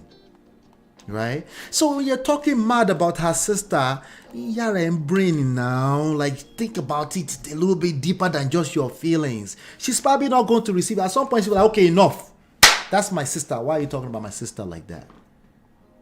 Right? Emotional intelligence. Like, we get your own emotions. Can you also, like, okay, pause for a second and say, what about the emotions that this other person is going to feel? Because you're talking about their extended family, yes, but when there's crisis, they will start remembering that's my family. They might, instead of saying extended family, that's my sister. Don't talk to my sister about that. Why are you like, okay, Atigbo, we don't hear. Do you want to wait until then? Or you want to yara and brain? Ask, like, borrow yourself wisdom ahead of time and say, no, I feel how I feel. I can handle things a little bit better. And the way I feel, there's no way. I know we are one. She will never feel that same way about a misbehaved sister who doesn't know how to keep her mouth shut. When it comes to in-laws, stop thinking it's just you that's going through it. Everyone will go through it, of course, at different levels, right? But if you start, at least be aware that there's nothing peculiar special about you. Okay? We all will go through some level of that. If you start with that, maybe you can handle yours a little bit better. Let's continue to number 8, I think. I have learned for being married for 10 years. Now listen, this is not an advice. I'm just sharing what I've seen, what I've learned from both my marriage and marriage with other people that are close to me. You can pick anything that you think might help you from what I'm going to say, but please, it is not an advice. Number 1, make sure you have something doing as a woman. No matter... Oh, she finished it? Oh, I guess it's finished. I didn't get the full 10. Anyway, I think he ended at 8. I'm not sure. Did he end at 8? I guess. Anyway, I'm looking at somebody here who is named a barista of some sort. Some kind of barista. Let me reduce the face because we don't need to shine on them. The person said, I was agreeing with you till you said, don't check his phone. This generation, I am so tired of you people. You can let your partner see your nakedness. This is always a stupid argument. Listen to me clearly. Those of you that say this. This is always a stupid argument. Okay? It's not the same thing. Oh, you said swipe? No, there's no swipe. That was it. Tunde no doesn't do stuff with swipes. Okay? This is always a stupid argument. This is always a stupid reason to check people's phone. Listen to it clearly. I want this to be clear. I was agreeing with you till you said, don't check his phone. This generation, I'm so tired of you people. You can let your partner see your nakedness, but not your phone. When they said two has become one, this is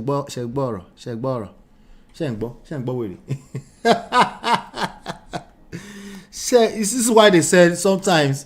This is why they said sometimes you need wisdom. When two shall become one. Got it. Two shall become one. Two shall become one. Straight inside of the portal. Clearly, it's not working. It's not working. And yes, two can still become one. She's giving you advice to help you become one. But here you go, pushing against it with two shall become one. Eh? Are you whining? What's going on with this Indomie generation concept? Right? When they said two has become one, did they minus the phone? Did they use phone to write that part in the Bible? Check, but really.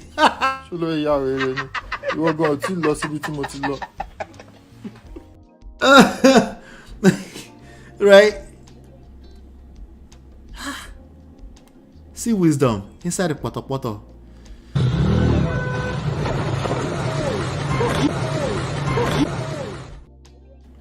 Y'all aren't ready.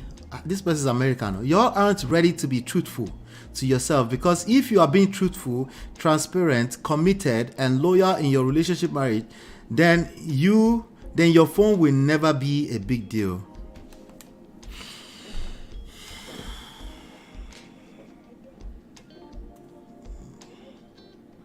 I don't even know what to do with this, you know. I think I made my point, okay? When two shall become one, yeah, it's not black and white. The human emotions are involved, right? Human individualities are involved. They still have relationship with their friends outside of you, their brothers outside of you, their professional life, right? There are screenshots being said. The other day, somebody that I highly respect, right, wanted to make a point. And the person sent a certain type of video to me to make the point. You go inside of that video, you go and see that video. And then you have your own demons that's already haunting you, that will destroy you anyway because you won't listen. You won't listen until you collect. You now see such video and then you create about 200 Nollywood movies in your head on what you think happened and where happened and where it happened, right? Right. Now, could I have been more careful and delete that as soon as I seen in what point was made? Yes. Could I have been forgetful? Yes, I'm a human being. Could I have been just comfortable like, oh yeah, of course, my wife goes to my phone every time anyway and leave it there. And then she sees it and then she's like, why is this person sending you this? Right? It could be, right? Are these reasons why not to check your phone? No. You should check your phone if you want. But what I'm saying is that you're still not going to be satisfied. She said it. She said you'll be addicted. She did exactly. She already told you no advice. I'm the one that's actually trying to tell her, say it's advice. So the coconut head can break apart a little bit small. Right? She's actually telling you you'll be addicted. It's still never going to be enough for you. Because there's an insecurity that's playing a role. And you're going to use your own hands to destroy your own relationship. Because if that thing is not inside that phone, you'll find something else. Because there's more than enough reasons around you to drag your partner woto. There's more than enough reasons. You just have to be insecure enough. That's all. Right? If you're going to check in each other's phone, make sure it's coming from an organic place. You guys are in that place. It's just obvious. You have the discernment to know. Right? But if you want to check, there's a difference between want to check or you actually do check. Those are two different things. Want to check is like there's something going on and you need to find out. Go and check. It's the same reason why people are asking for DNA tests. You already have doubts about that situation. So let's not even argue about what is not. You already have doubts. You should probably go and get that question answered. Okay? Go and get it answered. But for you to come back and it's now positively your babies and you think the drama is over. No, it is not over, oh baba. That insecurity will destroy you. I warn you. See, you try to make scientific reasons why you must be insecure. You collect. Alright? And you probably already collecting. You probably have doubts about the situation. So it's hard to argue it. Go and check the phone if you need to check. After all, we can't stop you. Okay? There's a good chance you're not getting the kwekus, by the way, if you're having a hard time checking the phone. And this is a point of contention for you. Right? It's a good, like, oh, when you see each other nakedness, maybe you actually haven't been seeing the nakedness. Who are you? Just stop the cap. Stop the cap. Stop the cap. There are deeper reasons why people are obsessed with checking the phone. There are deeper reasons why people are asking that, please check my phone. You say check my phone because you're obsessed with checking the other person's phone. Okay? But there's a place you want to get to eventually where you're comfortable. It's not a big deal. They're not covering their phone on the floor. They're comfortable. So you don't even feel the need to check it. The phone is wide open like that. They're not hiding in the bathroom for hours upon hours with their phone. They're not running outside of the shower with soap on their face because they forgot their phone outside, right? If you're going through that, your problems are deeper than checking the phone. You probably should check the phone, but you should be prepared for a bigger battle ahead. That's all I'm saying. Okay? That's not the issue. The phone is never the issue. The phone is never the issue. The phone is an easy thing to blame your issues on, though. Just like the US divorce courts. Don't allow civilization break your phone, your home. There is nothing like 50-50 in marriage. Your husband is your boss. Husband is boss. What does that even mean? That sounds stupid. See, they're trying to make it into absolutes. Right? That sounds stupid. That sounds like somebody that should not be talking for the next 1 year. What I know is that no amount of another person's experience can prepare you for marriage. Everyone asks a different question paper to answer. That's also stupid. There's a manual. There's a manual right here. You can download it for free. loveandprestige.com. That's one manual. There are many of them out there. Start reading. Start reading and start asking more questions instead of telling yourself there's no manual. I agree with everything, but that number 5 here, there's nothing like privacy in marriage. Auntie, check that phone. There is privacy in marriage. If there's no privacy in marriage, there is secrecy. It's one or the other. If there's no privacy in marriage, then for sure you will have secrets. Somebody's going to keep secret from you because you don't know how to mind your fucking business. That's why they're going to keep secret from you, and you deserve that. What a brilliant woman. These are the kind of women we need our social media space, not the condemned ones that cause their self-relationship therapies after several failed marriages. May Allah protect all our homes. I'm just going to leave that at that. I think that's a good point. All right, we got 2 stories to cover. It's a lot today, but it's okay. It's okay. We got a lot of content to cover. We got a lot of things to learn, right? So let's do that. I'll be right back. Beautiful girl, sparkling eyes, anything. I find it beautiful girl. It's your love that I've been missing. I miss all your hugs, your touching and kissing. Make love on the floor, the couch in the kitchen. One love enough, we done enough. All right, welcome back. Hardly initiated. I love hardly initiated. I might just end up supporting those gentlemen over there. I might become a member just to support them, and but man, this 50-50 conversation. Shout out to Chinye, who was watching it last night. I saw it this morning. I was like, oh, I wonder. And then once she said Ekene, I was like, oh, this will be interesting. This will be interesting to watch, So even though I really would have loved to not extend this session beyond, let's have the conversation. 50-50. But let me say shout out to this brother who was the guest, Yoda or something like that. Yoda or Yada, I'm not sure. But I know that one of his videos was going viral, him trying to talk to some young man who was like, no, my woman cook for me. Like, wait, well, how did you get here? Your woman don't cook for you. I thought you said your woman don't cook for you. No, he cook for me. It was so stuff like, he was like, no, there's a camera in my face right now. Let me not admit that. There's a viral video from last week. So it's kind of interesting that they brought him on. And I really, really enjoyed this session. And some of the worst advisors on this internet streets were also dragged accordingly. Particularly Ekene and Anton Daniels were dragged woto, and they deserve every dragging that comes with that, because honestly, it's high time. And I knew it was a matter of time. I started this conversation in 2020. Yeah, something like that. And I started joining the conversation around 2020. I started creating content in 2018 with my wife, Lola and Ola. Go check out the platform over there. And but in 2020, I was like, wife, we got to do more. I'm going to create some time. I'm going to start another channel so I can have a conversation with the brothers. And that's what came about with Men of Prestige. But then that vision was bigger than me. And then we have 50-50 now. We're having a conversation with everybody. And I'm having a good time. I want to say thank you to you if you're listening here. But, well, I knew it was only a matter of time before brothers like this came out and start discombobulating all their stupid talking points. But let me play a little bit of it. Shouldn't be 50-50. Every household is different. Every man is different.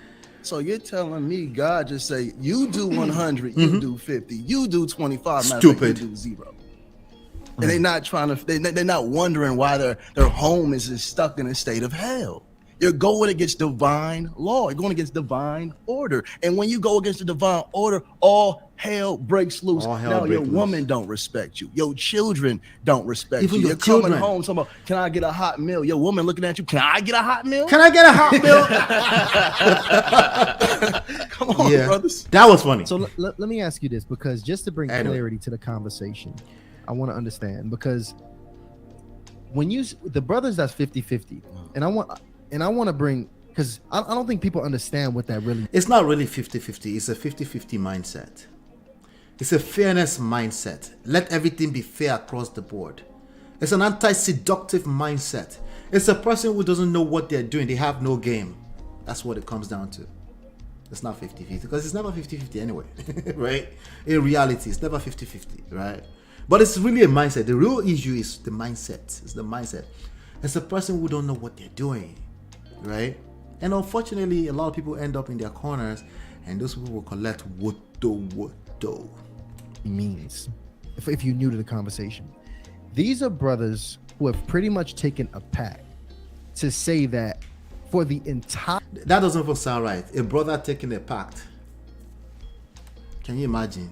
That sounds weak as hell. And I want to be nice. I want to keep our numbers at 48 and 51%. Like, come on. You took a pact? Passport bros. Does that sound... You don't feel weird? You don't feel weirded out when you do that? Come on, man. Entire duration of their relationship, not a moment or phase. And I think that's the biggest, I think that's the key piece of information. The entire duration of this relationship from start to finish will be us splitting these bills, right? Because I think it's a good argument. What you know, the brother that might have got married at 21 years old, you know, first of all, at 21 as a man, we still finding ourselves, our identity, our purpose, and we definitely found the paper. But the only reason because we weren't properly groomed. When you start, all right, so let's not get into that. Let's move it forward. If you want to watch this, go support them. Hardly Initiated is the name of the platform. You can watch the full 2 hours there. We're not gonna do that here. What we're gonna do is I'll drag it forward a little bit before we get to the Anton Daniels and Ekene part. Let's take this out. All right. Oh my gosh. But I thoroughly enjoyed it. And being inappropriate, which you give me sexual harassment on top of sexual harassment, coming home having to give 10 times what everybody else is giving at your job, more than the white women, more than the black men, more than the white men, right?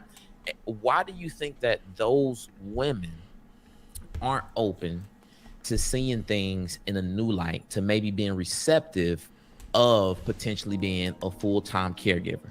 Because it's a programming.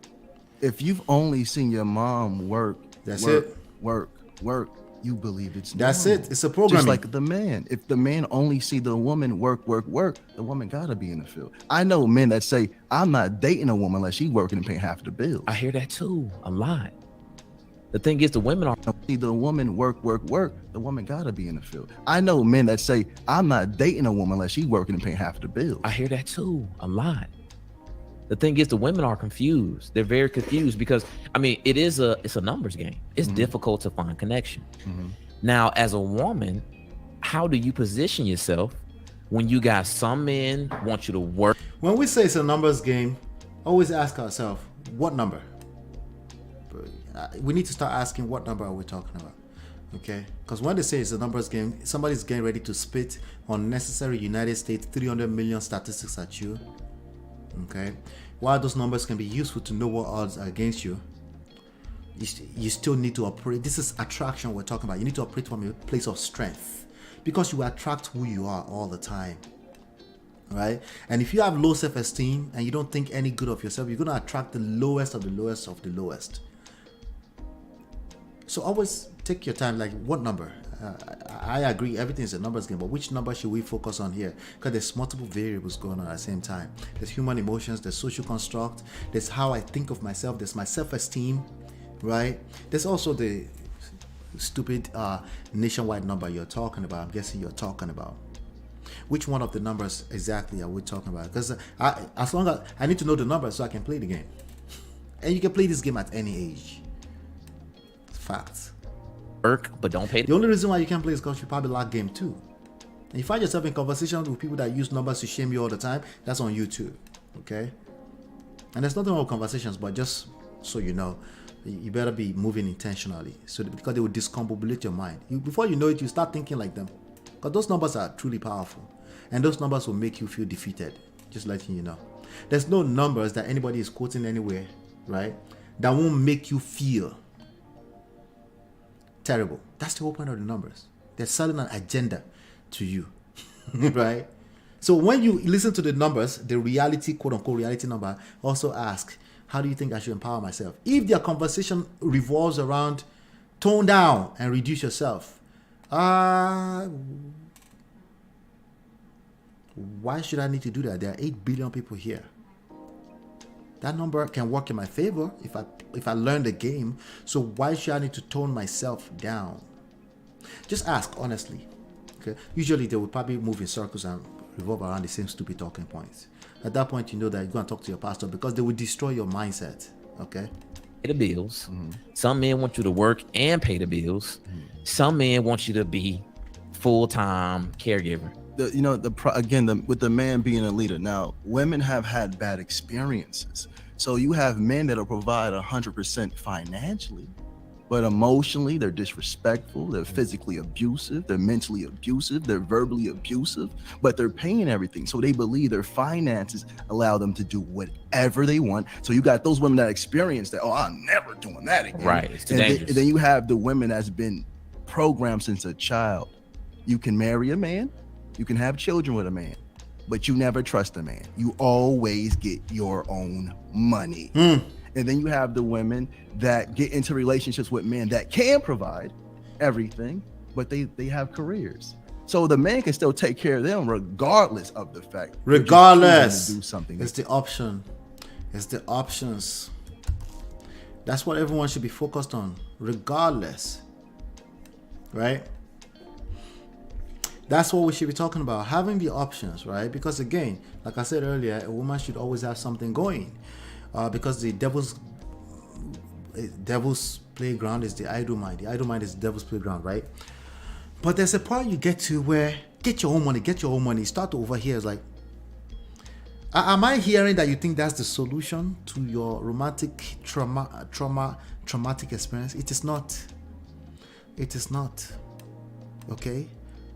It can only go so far. It can help. If you don't feel like you have to depend on a man, it can help. But that's about it. That's about it. If you lack game, you lack game. Money is money. It's the same thing. Money is money. The issues are deeper than money. Okay? They're deeper than money. Particularly the understanding of what the issues are. You know? It's deeper than money. But as a typical woman, you operate better in your essence when you have the options. When you don't have to think about how am I going to survive when you get pregnant. It just feels better. You know, if you're coming from a certain type of experience, you might not be able to comprehend that. That's also understandable. Okay? That's understandable. But if this is a question for you, the answer is that when you feel safe and secure around your man, including financial security, you operate at your best. You're able to multiply everything. Right? The experience becomes better, right? But let's continue. Wow. Actually, let's go ahead and close out that poll that you had there, because I think we got enough votes on that. And we got the super chats pop. Oh.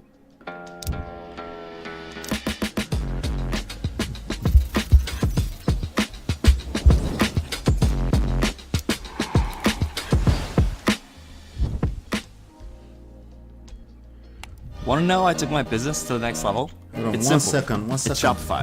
I think we're getting it. I'm just scrolling through the timeline. Yeah, go ahead. Go ahead. Both y'all can chime into this because you've spoken, I'm sure in the past month, you probably spoken to the king of 50-50 relationships, whoever that might be, and all his cronies. But anyway, so Juanita says it should be 50% of each person. She says if I make 60K and my husband makes 100K, it's not fair for me to have to pay half when we are not bringing in the same income. Now that's more so overcoming, okay? But I want you. You see. Let me rewind that again. You see what we're talking about right now? Right? Gentlemen, we created this type of woman. We created this, okay? We created it, right? Once you start asking for 50-50, then it's a competition, right? So it makes sense that the other person will come back and say, hey, why don't we do it this way? So that it's actually fair, right? She said it should be 50% of each person. If I make 60K and husband and 100K, it's not fair for me to pay half when we are not bringing If I make 60K, right? So you pay half of the household when you don't make that much, right? Not bringing the same income. She has a point. Since you want 50-50, she'll be 50-50. You want 50-50, right? She has a point. But the problem is that it was a 50-50 mindset, not the money. So now you have two people speaking 50 different languages. What do you think is going to happen? It's going to be chaotic. See, where the men that are asking for 50-50, where they're coming from, they're not trying to play fair. They're trying to feel like things are fair. They're trying to overcompensate using numbers and science. Right? So you're not, when they say that, you don't really understand what they're saying. You're like, okay, it's just numbers, right? It's just numbers game, right? So let's just look at the numbers a little bit closer. And all the while, you never really address the issue, right? You see where the confusion is coming from? When we are not bringing in the same income. Now, that's more so overcoming, okay? But I want you to describe, actually, and I want to start with Tyshawn, because you mentioned this. Describe, because I don't think all women really know what a 50-50 man looks like. Yeah. I don't really think. So I want you to describe it. You remember? No, they you don't. know what I'm referring to? Yeah. I don't think women create, women multiply. Women incubate and multiply. That's what I think. I think women make everything beautiful. So that's the only reason why I'm giving them this pass. But anytime you're asking for equal partnership, I hope you understand it's 50-50 you're asking for. You deserve each other. If you're asking for equal partnership, that's 50-50 man. You not deserve each other, just so you know. Just so you know, okay. But this is what it becomes. It doesn't stop. You're just trying to play fair. People that will treat you nice, people that will treat you equally with equal respect. That's all you're looking for. But you have no idea how far it goes. Why? Because this is marriage. We're talking about human emotions. Right? Human emotions no be your mates. You sow a little bit of seed, it will get multiplied into where you didn't see it going. All right, and that's why we're having this conversation. I just want you to be aware of that. That's all. Yeah, you know, I've seen it on the pettiest levels. I've seen it on the pettiest. See that language? Petty. Is that really how you want to play marriage? Petty energy back and forth, right? I don't mind petty, but I'd rather my wife is playing petty with me. She's on my team, and we're playing petty with other people. Not me against her or vice versa. It will never work, right? Levels, man. Because this is a brother who truly believes that regardless of circumstance of income, whatever the quantifiable numbers are that it takes to run a household, you are to bring 50% of that amount of income to the pot where you are not contributing to this family. And I've seen it so much speaking to ladies. You talking about I've had guys like aggressively contact women. Like, hey, remember that time when you ain't had your card? When we was at dinner? Yeah. I need that $12.50 because I remember I paid the whole thing and I tipped. All right, confession time. I've never seen it personally. Okay, not even in the manosphere space. I've never seen a person with their full chest say that. What I see oftentimes is that they're wanting a submissive woman and want to pay all the bills. I do see that. The 50-50 at this level, I have never seen that in real life. Okay, if you see such a video, please send it to me. Because you had your card, and you said you was gonna put it down, and you didn't. So I need that $12.50, please. You want to know, like, you want to know the fastest way to just? I'm sorry, I was about this the after dark, but to dry a woman up, I mean, to just completely turn her off, and to just have. You're shooting yourself on the legs if you move that way as a man. That's just the bottom line. All right. So as we're having a conversation, this young man, he came in the show and he left his comment with the $99 super chat. Love the show, but this is hilarious. Great platform. Love the simping. Wow. With his $100 super chat. But he says, love the show, but this is hilarious. Great platform. Love the simping. We gotta open up the phone lines. It's funny. Shade. He saw us that shade. There's some shade coming on here. I hope you're hearing this right. That doesn't qualify as a shade. That's funny. That's weird. That's a weirdo right there. I've stumbled into Anton before. Anton speaks from both sides of his mouth. You think I speak from both sides of my mouth? He speaks from both sides of his mouth. And when I first started listening to some of this conversation, he was one of the major people on the panels of Lapif Network. You know, so I don't know what I found. Something took me to Lapif Network. Stumbled into it, and then he was one of the major characters up there. It's like a panelist thing on YouTube, and some part of it is like, oh, it makes sense. The other part of it, like, but I love the idea that he represented family. Like, he's like, okay, and he pushes against some of the men in the manosphere sometimes, you know. But then as time went on, I kept hearing like this over aggressive simping to men. Okay, caping for men. That's probably more of a better language. Caping for men, and just aggressive, like, okay. So a part of me like, okay, he's just doing YouTube. He just wants to be popular on YouTube. So he says very inflammatory things, and you know, he talks about he's a millionaire and all this kind of stuff. I'm like, let me just leave the brother alone. Let him just yarn his dust and make his money, you know. But as time went on, it just got more and more annoying. It just got weirder and weirder. Even there have been times that I've been in the chat, in their chats a few times. I even jumped on this platform. Actually, I remember now. I actually called into his show one time, and I gave him his kudos. I said, "Good job. You know, you're a family man. You're helping some of these young men." I said that, and that was much earlier on. After a while, I was like, that was a bad compliment, because it wasn't representation of what I would want to advise young men in general. You know, there's too much emphasis on money. You know. And for someone like him, if you question him, he'll tell you you're a hater. There's always a way he comes back with this hater. Not with me, but I've seen him do that with other people. I was like, let's just leave this guy alone. There's certain people I don't have conversations with them. I just can't. Okay, because what's the point, right? Well, I'm not trying to convince him to not be himself. If that's himself, he's himself. The one thing I know is that if I wait long enough, they will collect. Somebody else is showed them pepper, and this will not be the first time I see him receive. Collect woto on this internet street, you know. So it's fun to watch, and it's fun to represent a good example of what you don't want to sound like at 40, being married for 22 years or 20 years. You know, it's not every advice from married people you want to take. That's why you need to not turn anything to religion, but study this stuff for yourself, see what makes sense, and compare what makes sense with what results people are getting. And they will get called out if you're patient enough.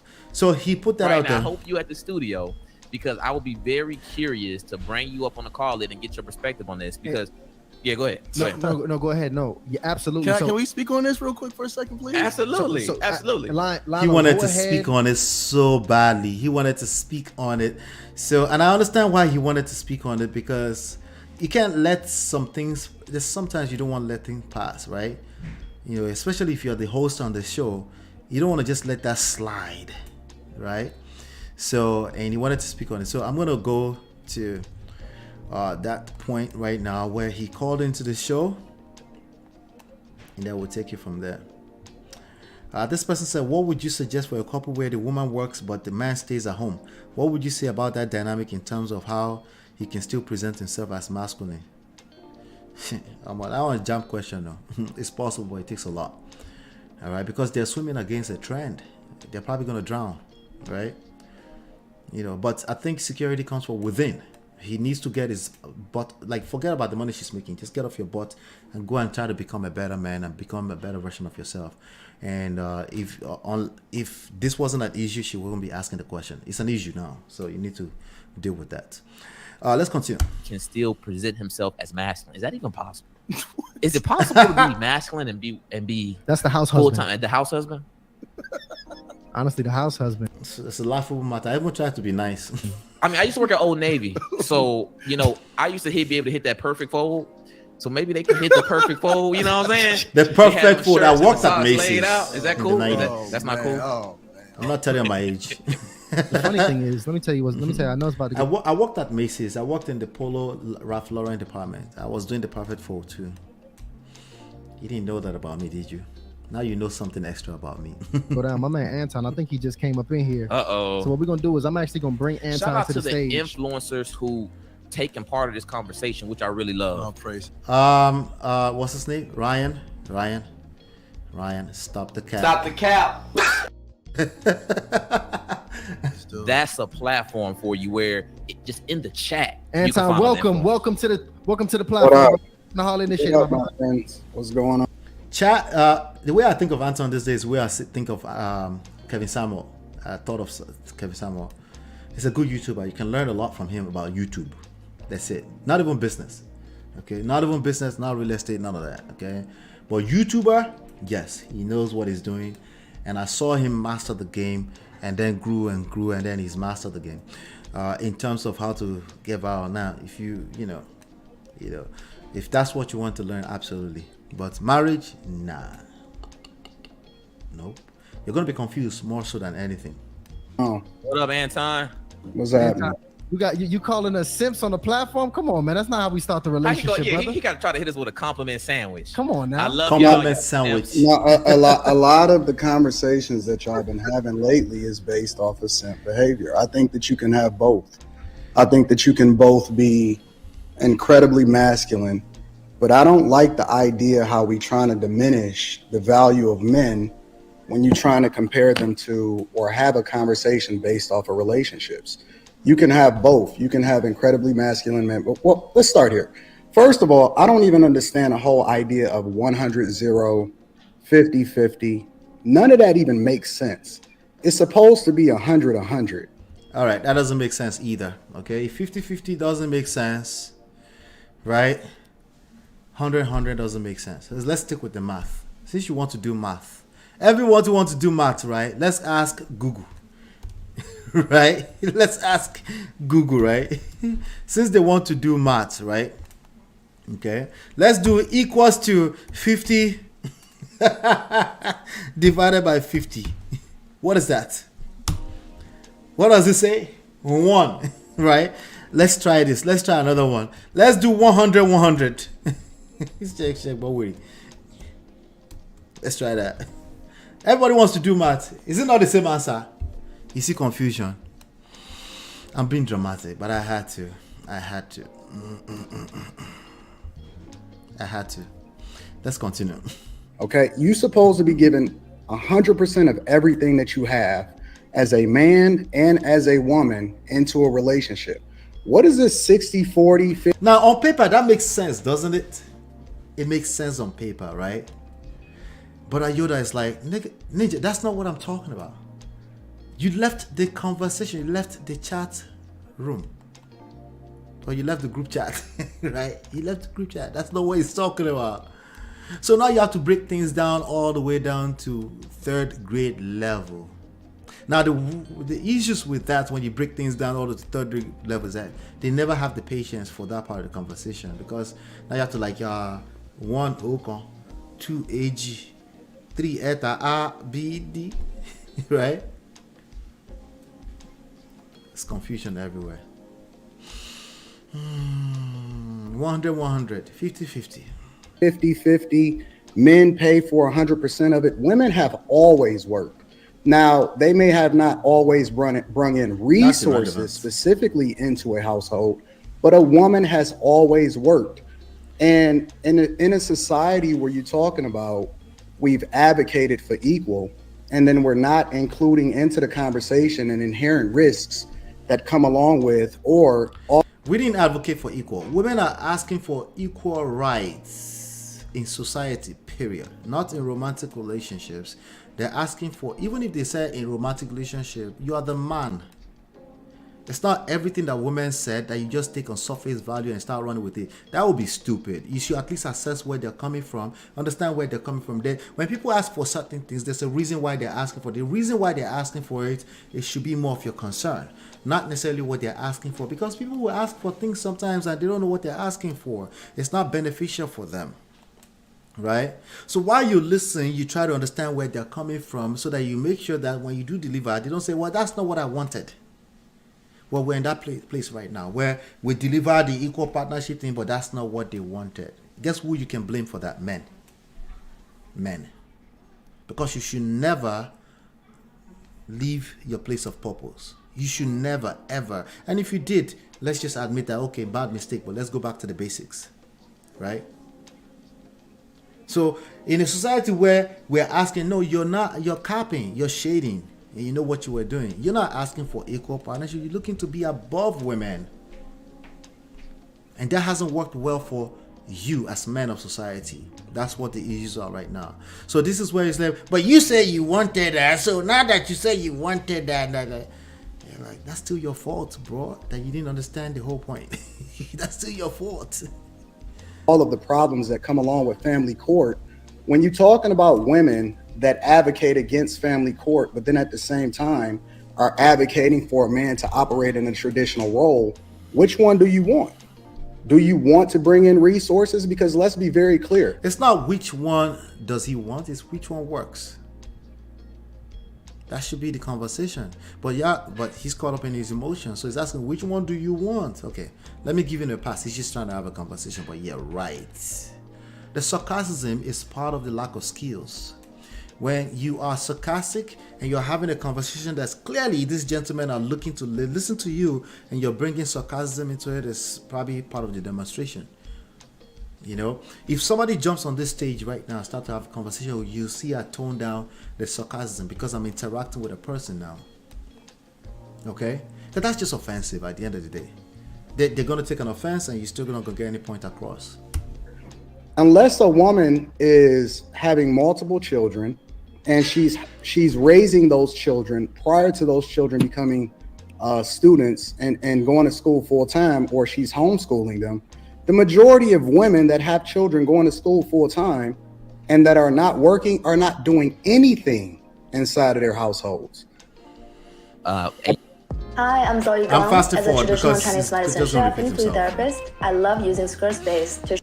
Been married for 19 and a half years. Not in a relationship. Married since I was 22 years old.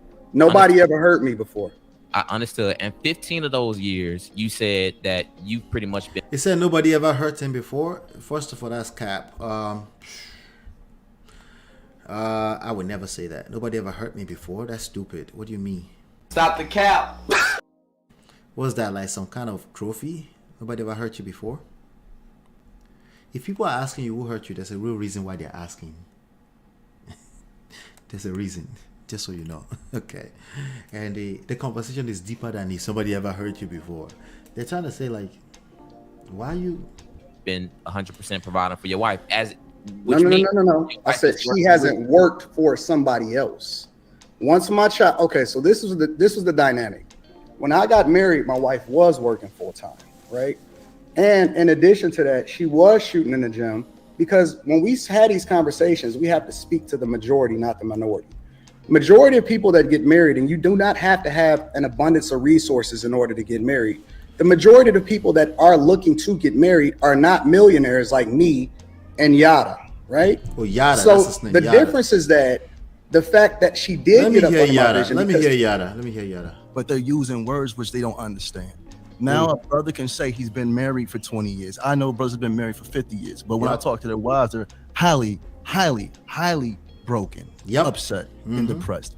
I'm not sure who this brother is. I've never heard of him before in my life. But now Yada is throwing shade at the right time. I'm going to give you a pass because he said he talked first, but it was a lot of sarcasm in his talking. So it is what it is. You call them a simp first. So I don't know what you expect when you call people simp. Oh, well, I'm just joking around, you know. Yeah. Well, they're going to show you are the simp. You're probably just giving them the button to show you're the simp. That's all.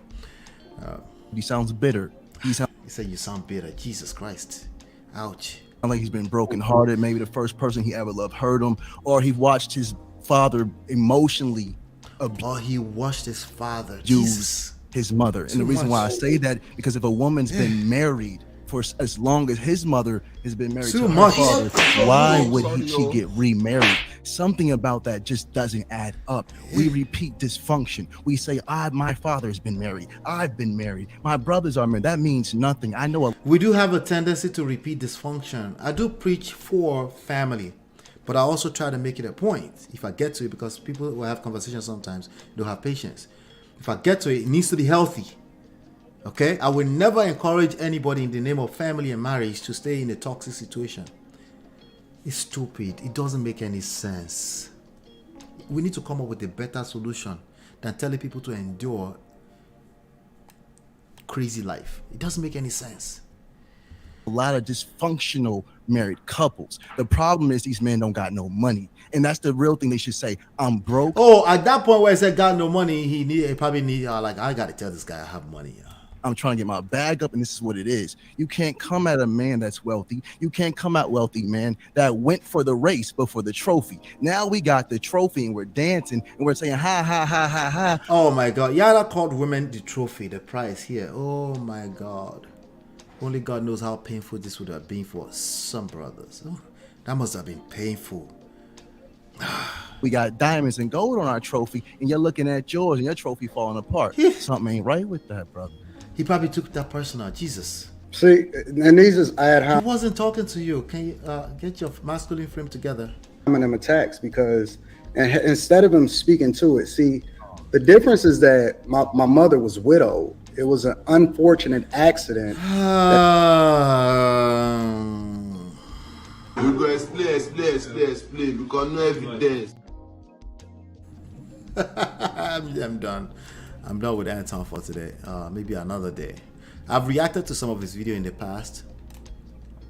I can't. That ultimately met her demise. The guy that she wound up marrying was a guy that literally walked in. I think we should move on to. See, I am wealthy. It's a difference, right? Let's just. I'm not. Listen, first off, drinking warm water before bed helps men. Let's move on to Ekene. I think it's better we move on to Ekene. I can't. Let's just call that one a day. Let's see here. Skip. All right. Oh, y'all, guys, listen. Please, whenever we have a guest, just ask them to stay for the full 3 because we never actually tell the guests until the show. Now, Tyshawn and I got to get better at that, but because the live show is still new to our esteemed guests, we got to finesse them sometimes. We got to. And let me tell you, we got a Kenny on here. We never brought a Kenny up here. Whoa. We actually got a Kenny. I want to bring a Kenny up here. Keep it clean, Kenny. Listen, Kenny, look, I've seen enough of your comments to know that you might be a problem on this video. So I want to make sure. Respectful. We're gonna shut you down. I want to make sure we have a respectful, responsible discussion, whether we agree or not. But welcome to the platform, Ekene. All right. So before Ekene continues, let me just show you. This is what Ekene said before. He dropped a super chat over there. Okay, so he's supporting them. Good for him. He said, "This chat room tells me that most of the women here are single because they won't listen to men. Keep your singleness single." All right, there you have it. So this is why they invited him up to come and speak his mind. Ekene is a Nigerian brother. He came here a couple of times before in the past. He was offensive to the ladies here, so he checked himself out. He never came back. I didn't block him out of here, by the way. He just never came back. But I demanded apologies because he basically was quite offensive to, I think, Nigerian and black women in general. And I do tolerate that to a certain, if you're making, sometimes it can be offensive, conversation can be offensive, but there's a certain point I'll be like, nah, you know. But I demanded that if he's going to come back, he apologizes, and never came back. So, and that's fine with me. But he's still out in these YouTube streets, okay? But let me see. Chinye is saying something. Let me come to the chat. So sorry. They will go and buy somehow. Before playing Ekene, did you catch that place where Ekene caught a quick bullet before he came live? Yeah, yes. I'm trying to see if I can find that actually. Maybe it's better. I see why you say that because let me see here. I'm trying to see if I can catch that. Let me see here. Okay, I'm trying to see if I can catch that spot right now, so we can talk about it. There you go. I think I might have it. Okay, all right, I think I might have it. Let me play this. Share. You got another brother that I'm about to bring here to the stage. Right, so we'll listen to this brother. Oh, he's already on here. My bad. Okay, cool. We got Kendall Ficklin on here. What's up with you, my brother? What's happening, bros? How y'all doing, man? K2, what's good? K2, what's up, brother? What's your thoughts on this 50-50 situation here, man? Man, you know, bro, we kind of had this conversation on, you know, one of our episodes before, you know, when they dragged me through the mud all over social media about it. I don't agree. 50-50 to me, I'm agreeing with Yoda's point. Yada. He is a wise one. He is a wise one. Bro, I thought it was Yoda too. Like facts. Like at the end of the day, as a man, there's certain responsibilities that you have. See, we're talking in terms of people talk in terms of duty. They use these different buzzwords, but at the end of the day, the word is responsibility, bro. Like it's your responsibility and your job to provide 100%. That's it. Period. And we got to stop complaining as men. It's always a complaint with dudes, like, oh well, she don't do this. Bro, you got to focus on being the man. Somebody was in the chat talking about what if she don't do this and she don't do that? Mm-hmm. What she does has nothing to do with the responsibility that you have that has been bestowed upon you as a man. Period. Which is provision. You talking about finances, emotional, spiritual, and at the end of the day, you got to know your numbers, bro. You don't got to be rich to take care of your wife, bro. I'm 32. I've been taking care of my wife since I was 19 years old, bro. Oh, crazy. 18, dog. I got 4 kids, and I'm 33. She ain't working. I don't know how long. I don't remember. The goal is to give your wife, your woman, the option, bro. So the confirmation is the other way around. If you say certain things, I'm like, you're married, right? Yeah, I'm married. And then if you're not married, you're like, oh, that's so surprising because the way you're talking, right? Just because you can talk a good game doesn't mean you know what you're doing. Just because you have good result doesn't mean you know you can advise other people. There's some people that should not be advising people. Okay? Just wait. Let us hear you and we'll tell you if you continue to advise people or not. Okay? When I say us intentionally, the general public will hear you. They will tell you if you should be advising people or not. Okay, that's the way it works. Okay, and we can confirm with your results, but not always. Sometimes you have good results, and you might. We can still tell somehow. So when Yada was able to read Anton very well, it wasn't just, you know, like you talk about my wife works for me. They can hear in between the lines. Wait, yeah, man, why are you reading between the lines? Because that's what men with emotional intelligence do. That's what they do. They don't just listen to what you say, which is why you go explain tired. Just because you have good evidence, does not mean that you can advise either, you know, because every individual still needs to be able to discern. That's why. It's the option. We ain't trying to determine what they do with their life. We are trying to give them the option as a man to say, look, babe, if you want to work, you go work somewhere that you gonna love what you doing, as opposed to going somewhere that you hate where you at. Ain't no other man got to be feeding my wife, bro, at the end of the day. And my wife, at the end of the day, you're not gonna go work for somebody. Let's go push you to build something of your own so that she start tapping into her greatness. At the end of the day, bro, dudes is so. I'm gonna keep the language low. You know how I talk, bro. But keep it clean, K2. Keep it clean, bro. I'm trying to keep it clean because I see what type of time y'all on these days. You see what I'm saying? Yeah. But look, dog. At the end of the day, dudes be real lazy, so weak. All of these words, dog. And at the end of the day, y'all need to tighten up, bro. Stop worrying about what the woman is doing in business as a man. Stop worrying about what the woman is doing. That's a divine talk right there. That's a person that understands the holistic way that these things work, right? Again, if you are operating from a place of competition, you will always collect. You to just be wrong. The outcome will be wrong. The same thing is actually true in business too. You know, the place where people get to and they start to compete, even in business, is, you know, obviously there's competition in business, so let me not even bring that into it. But when it comes to relationship between you and your spouse or between the genders, the idea of coming from a place of competition is always wrong. If women are doing that, we don't need to follow that.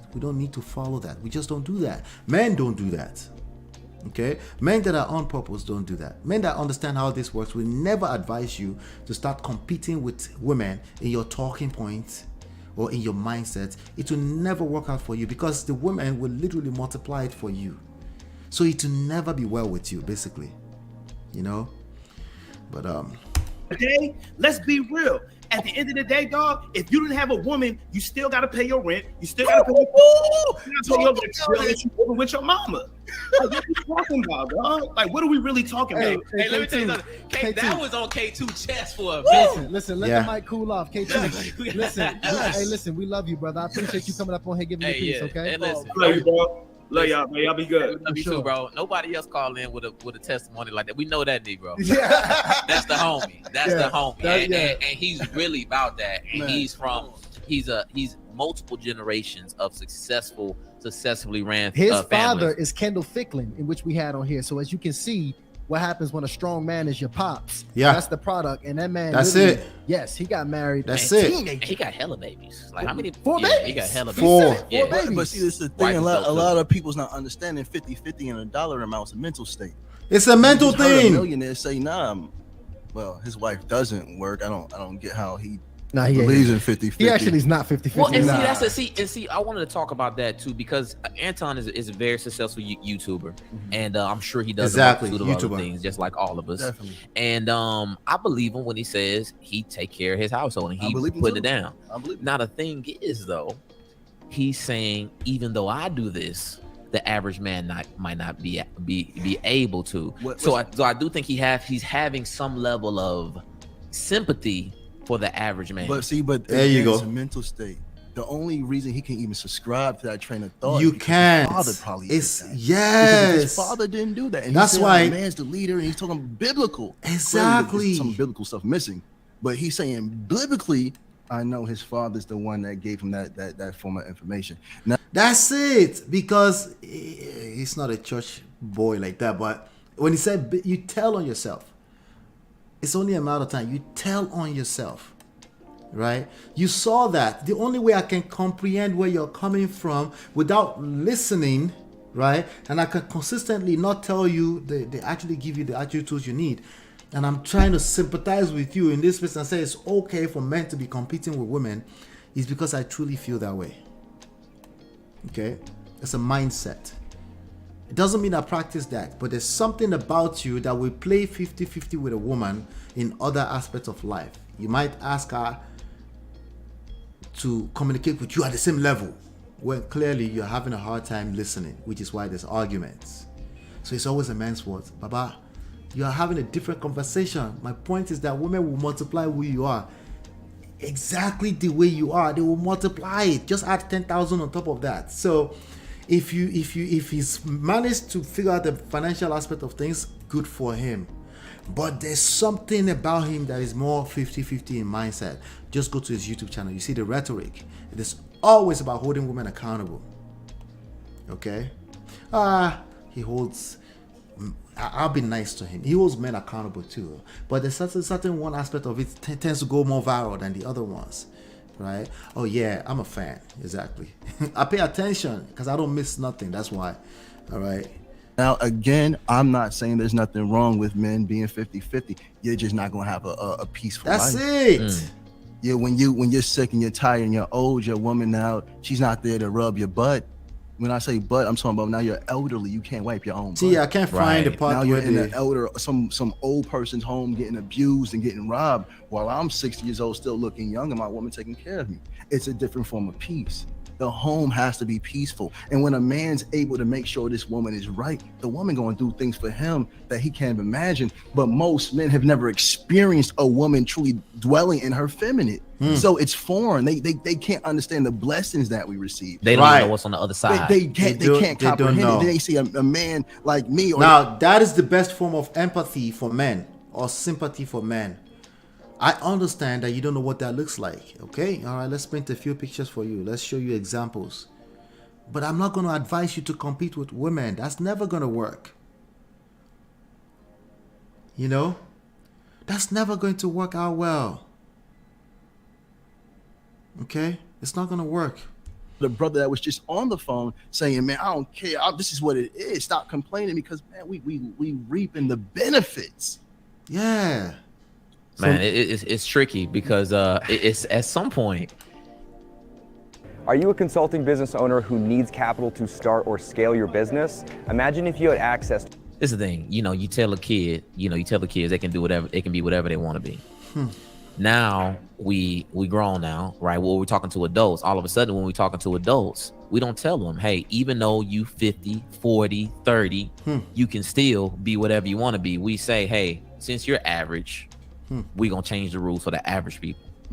Is it, do you think, I mean, is it too harsh? Is that too harsh? Should we communicate to the average guy, that, hey, suck it up, do the work, Man, or should we change the message? Imagine this. Imagine guys saying protector, not protector, provider, not provider. You're just an average Joe. What makes a man average? Every man has the same ability to do the same things. Some men are just lazy. Some men rather complain, and some men watch their fathers work the heck out of their mothers. Yeah. Come on, when a man says I work for me, rather than us and the family, something's wrong with this, man. You can't tell me with a mental state like that your woman's at peace. It's impossible. It's impossible. Yeah. So wait, man. First of all, backstage is piling up. Back. Okay. Let's go to it, can I can't find the. First, I don't know if y'all guys listen. Please, whenever live show is. But listen, we got a Kenny on here. Down, I want to make sure we have a respectful, responsible discussion, whether we agree or not. But welcome to the platform, Exactly. Kenny. Much love, brother. People when they're cracking up laughing. Kenny, you got your sound on, brother? Yeah, I got my son on now. How you guys doing? What's up, brother? Thanks for the support, man. Welcome to the show. You're welcome, yo. Yeah, any day, anytime. This is the question, brother. This is the problem. And I like this panel the way it's going to be right now, just like it was with Antoine. A man supporting women and another man supporting men. I think that's how Antoine have always rolled. That's the same way I roll. I support men. It's all about men, black men thriving in the United States. As a businessman, I want to see us succeed, both in business and in family. That's cap. But the problem is really and what this it is wants some to talk problem about. I have with a lot of brothers. We talk about what do women need, what do women want, but we never have that discussion. What do men want? You got to understand one thing. There is no relationship without a man. A woman can do whatever she wants to do. Until a man says there is marriage, there is no marriage. Do we agree to that? Yeah, go ahead, brother. Go ahead. Yes, we got you. Okay. I hope we do agree to that. That when a man says there is a relationship, there is a relationship. So if you want to say 50-50, no 50-50, to me personally, there is no 50-50. There is 100-100. If I'm bringing anything into that house, which is my total income, my total energy, I expect my wife. I've been married for a while. I've had the same woman, I've been with her for the past close to 14 years. Stop the cap. She has to bring every of her energy and wealth into the prosperity of that family. So all this 50-50, I understand, because guess what we have to know? Kenny, quick question. So quick question. He's passionate because I think we need to ask the same question. Everything I do, do you think it's wrong to expect the brothers at some point to take full financial responsibility at some point in the relationship, for that to be the man's goal, to take full financial responsibility over the household at some point? Wait, Tyson just said, Ninja, all right, thank you for the preaching and everything, but let's narrow it down to this one point. Let me ask you a question. Should a man at some point, right, strive to take full responsibility, right? Honestly, I think they're done already. A man should always take 100% financial responsibility in his household, because number one, that is his legacy. Well, hold on, wait. But no. What are you advocating for? Okay. Although he agrees with that, he says a big issue is only holding the men accountable. But I think his question is, or I can convert his question, what he's saying into a question, and y'all to answer this for us. What do the men who adopt this? Ryan, stop the cap. So Ryan is trying to help him ask the question. When you jump on a panel like this, what you should come and do is ask a question.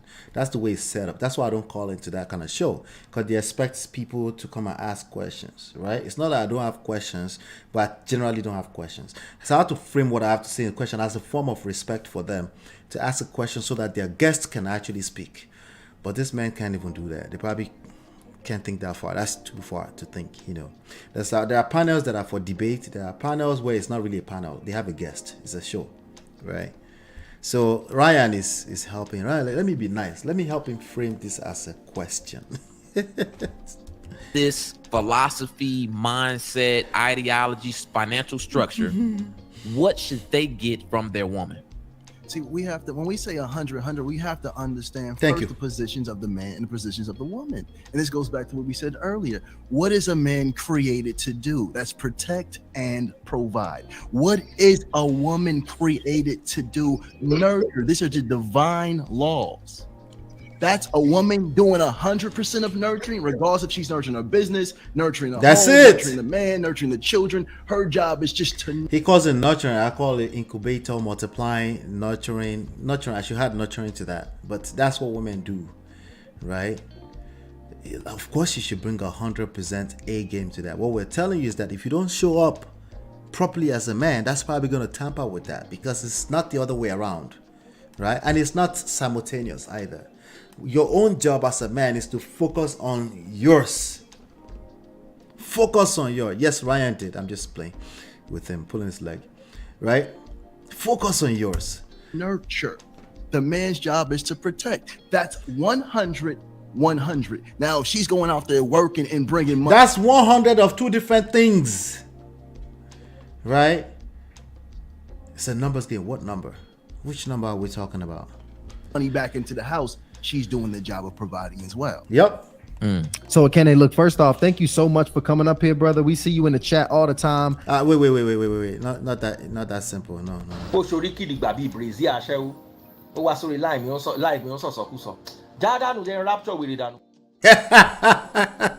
I appreciate you for sharing with us. Okay, hold on. Kenny, we can't let you slide, man. We better see you join that initiate family, because you support us and contribute to the engaging conversation so much. It's a shame that you are not yet they're nicer than me. Increasing our male membership in the initiate family. We need the brothers in here. We need that, Kenny. Yeah, I gotta be honest with you. You guys want me to tell you the truth? Truth teller. He's gonna tell the truth. Nice? Is he gonna get us back up? It's truth teller. It's gonna be a real truth, a bitter truth, but a truth. I believe that a lot of men want to join this channel, but I gotta be honest with you. A lot of the women here are terrorists. Their mouth, like they go on men really bad. So I don't mind joining. Right? Even Yara found it funny. How much? It's very hard for me to take a Kenneth serious. It's very, very hard for me to take him seriously too. But most of the women are terrorists. I'm sorry. Let it go. He said, "Let the Kenneth go."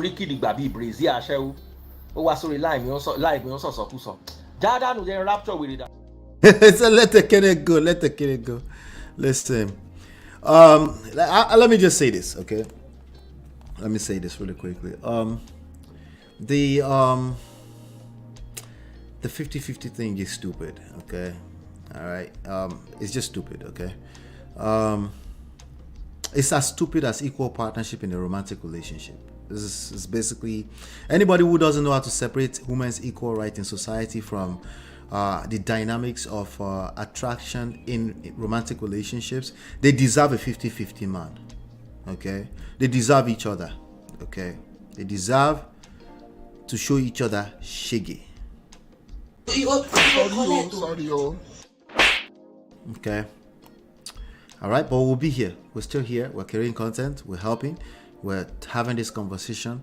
We will continue to talk about it, continue to talk about it. But I just have one question for you, ladies, before we leave. Ladies and gentlemen, before we leave.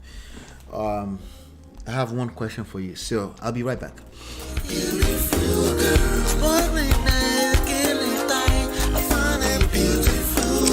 It's your love that I've been missing. I miss all your hugs, your touching and kissing. Make love on the floor, the couch in the kitchen.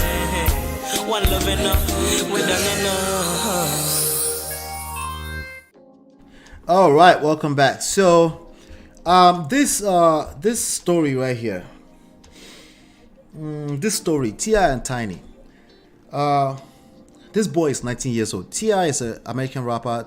Tiny is one of the Escape group from the 90s. I think they kind of revamped their career recently.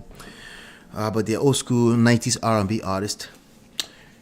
And they were in some kind of basketball at some Falcon game or something like that. As reported by TMZ, Son King, his name is King. Son King gets physical with dad over Nepo baby taunt. I don't know what that is. I have no idea what that. Anybody know what that is? The reason why I wanted to talk about this is particularly because of parenting. Okay, I want to touch on it real quickly and then we'll round up for the day. Okay. Yeah, that's the boy in between them. He's 19 years of age. Okay, it's 19. I know he's 19. That's the only reason why I put his face on the show. If not, I don't like putting minors on the show. But he's no longer a minor. He's a grown man. It's a grown man, and he must be treated accordingly because society is not going to give him a pass. And I think that's what the father is trying to say. Society is not going to give you that pass. You're now a grown man. At 19, you got to get it together. So he had some few excuses here and there. T.I. kicked off the Atlanta Falcons 50th anniversary of Hip Hop Celebration Sunday and almost wound up kicking his son King's ass when a family dispute in the stands got physical. Following the performance, T.I. and King engaged in what started as a playful back and forth, but quickly spiraled into a physical altercation inside their suite at Mercedes-Benz Stadium. All right, here we go. I'm gonna play this. Let me see. Let me share this. There's a video here. King, have you ever woke up with a roach on your face? Period. No, that's not the goal. He said that's not the goal. Yeah, man, go. Or in your ear. I don't know what you're talking about. I got in the neighborhood with me that woke up with roach in your ear. Y'all want to go to the bando in my neighborhood? Do y'all want to go to the bando? Do y'all want to go to the bando? To make him look better, he said he know not true. Silver spoon, I ain't never ate with that day a day in my life. He said he's never ate with silver spoon a day in his life. Basically, it's not a baby silver spoon baby. Is that what Nepo baby is? I think that's what Nepo baby is, right? I used to have to come to my grandma's house because I'm getting in the fight. You act like a baby to go to your grandma's house. Every day. You used to hold your breath. So he's claiming that he never enjoyed what they said he's enjoyed as a rich baby, that he had to be at his grandmother's house a lot, and he would only come on weekends, and there would be cameras everywhere, and they're shooting. That's what he's claiming. I don't want to be in these gates. I want to be outside in the neighborhood. That's why I want to be over there. But they don't understand that. No, I'm going to tell you the reason why. He doesn't want to be in the gates, right? They're speaking in proverb a little bit here. Yeah, he's just a spoiled kid. He has no appreciation, like many people in the Indomie generation anyway, right? That's Tiny. Y'all ready? He'd rather be in the neighborhood, not inside the gates. Because he can suck and pacify over there. Yeah. That means he can suck a dick. That's what she's trying to say. He was suck and pacify until he was 12 years old. He couldn't do that in the house. You cried like a baby. Hold your breath. Yeah. They trying to say I was over there trying to suck a passy, but they ain't gonna tell you everything like that. They're trying to hide it. Ain't nobody hiding it. See, there's no way to install those teeth to stay inside a little bit more. They have to install the teeth to be on the surface of the face. He capping. He capping. Hey. He know I stand on business. He know that. Can't no nigga ever pull my car ever in life. I stand on business. You drop me somewhere, I stand on business. You drop me in your hood, I stand on business. I don't feel like you stand on business. Yeah. I've been stood on business. I'm being stood on business. I've been stood on business. You want to hide it for the world, I'm going to put it out there for them to see. I want to put up nowhere. So keep in mind, he went live. He went live. Shout out to Chinye, who's engaging me in the chat, by the way. He went live on something that's supposed to be private. Afterward, isn't that what we do these days? We just go live. We pull out the camera as evidence, right? That's what we do these days, right? Yeah. Too bad. You ain't had me put up nowhere.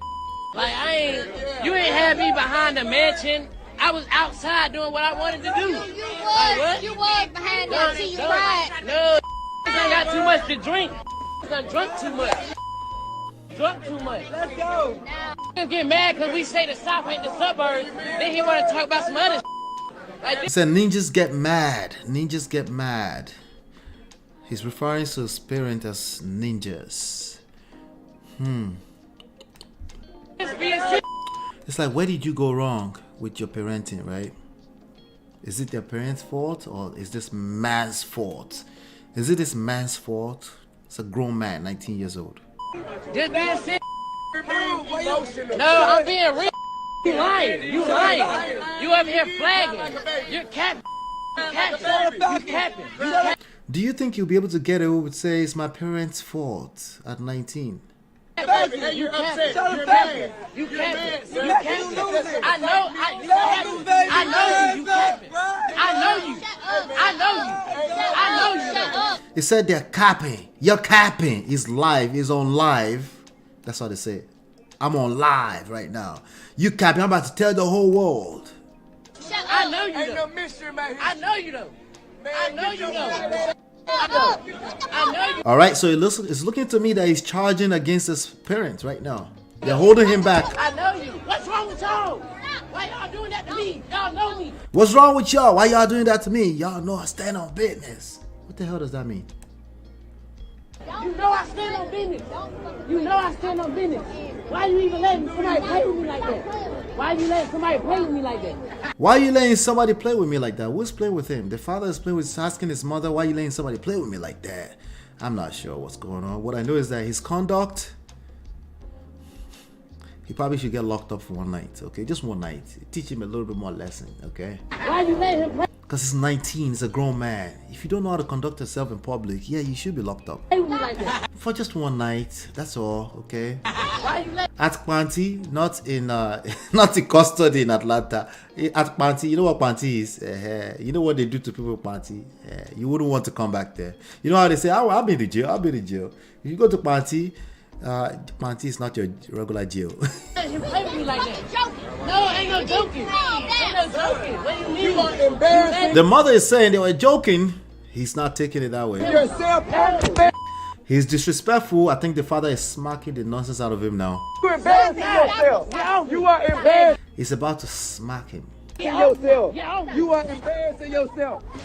Man, what is she talking about? Get off me, ninja. That's what he said to his father. That's what I think I heard. Is that what I heard? I think so. Get off me. Boy, you can't do nothing with me. The father took the phone already from him. He said, boy, you can't do nothing with me. I love it. Yeah, sometimes you have to do that. Yeah, sometimes you have to do that.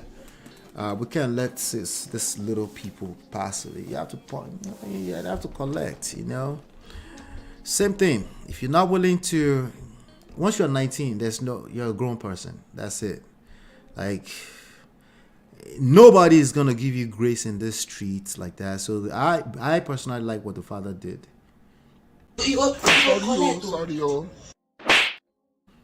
Yep, he deserved that. So I'm curious, what do you think? Now we can't let this. If you don't get to excuse yourself because of your childhood trauma. This is, everybody came here with a parent too that they had something they can point fingers at. Some are worse than the other, right? But when you're 19, you act like you're in a society of other people. You conduct yourself accordingly, or you get locked up, or you get smacked upside your head down. All right, okay, no violence. Okay, I think something went wrong with the way they parented that boy. But it's not too late. They should still probably listen to where it's coming from. But, you know, if he doesn't have that kind of privilege, what is he going to do? He'll collect woto. Because this world has no mercy for men. No mercy. Okay, sorry. That's just the way it works. We're all here trying to play this game, learn how to play the game. All right? I appreciate you. Thank you so much, Chinye. Thank you, D-Love. D-Love said the advantage of having your kid young, you can still whoop that ass when necessary. Yeah. Thank you so much. I'll see you guys tomorrow. Hopefully you've been enlightened, educated. I'll see you on the next one. Peace. Beautiful girl, sparkling eyes, killing thing. I find a beautiful girl. It's your love that I've been missing. I miss all your hugs, your touching and kissing. Make love on the floor, the couch in the kitchen. One love enough, we done enough.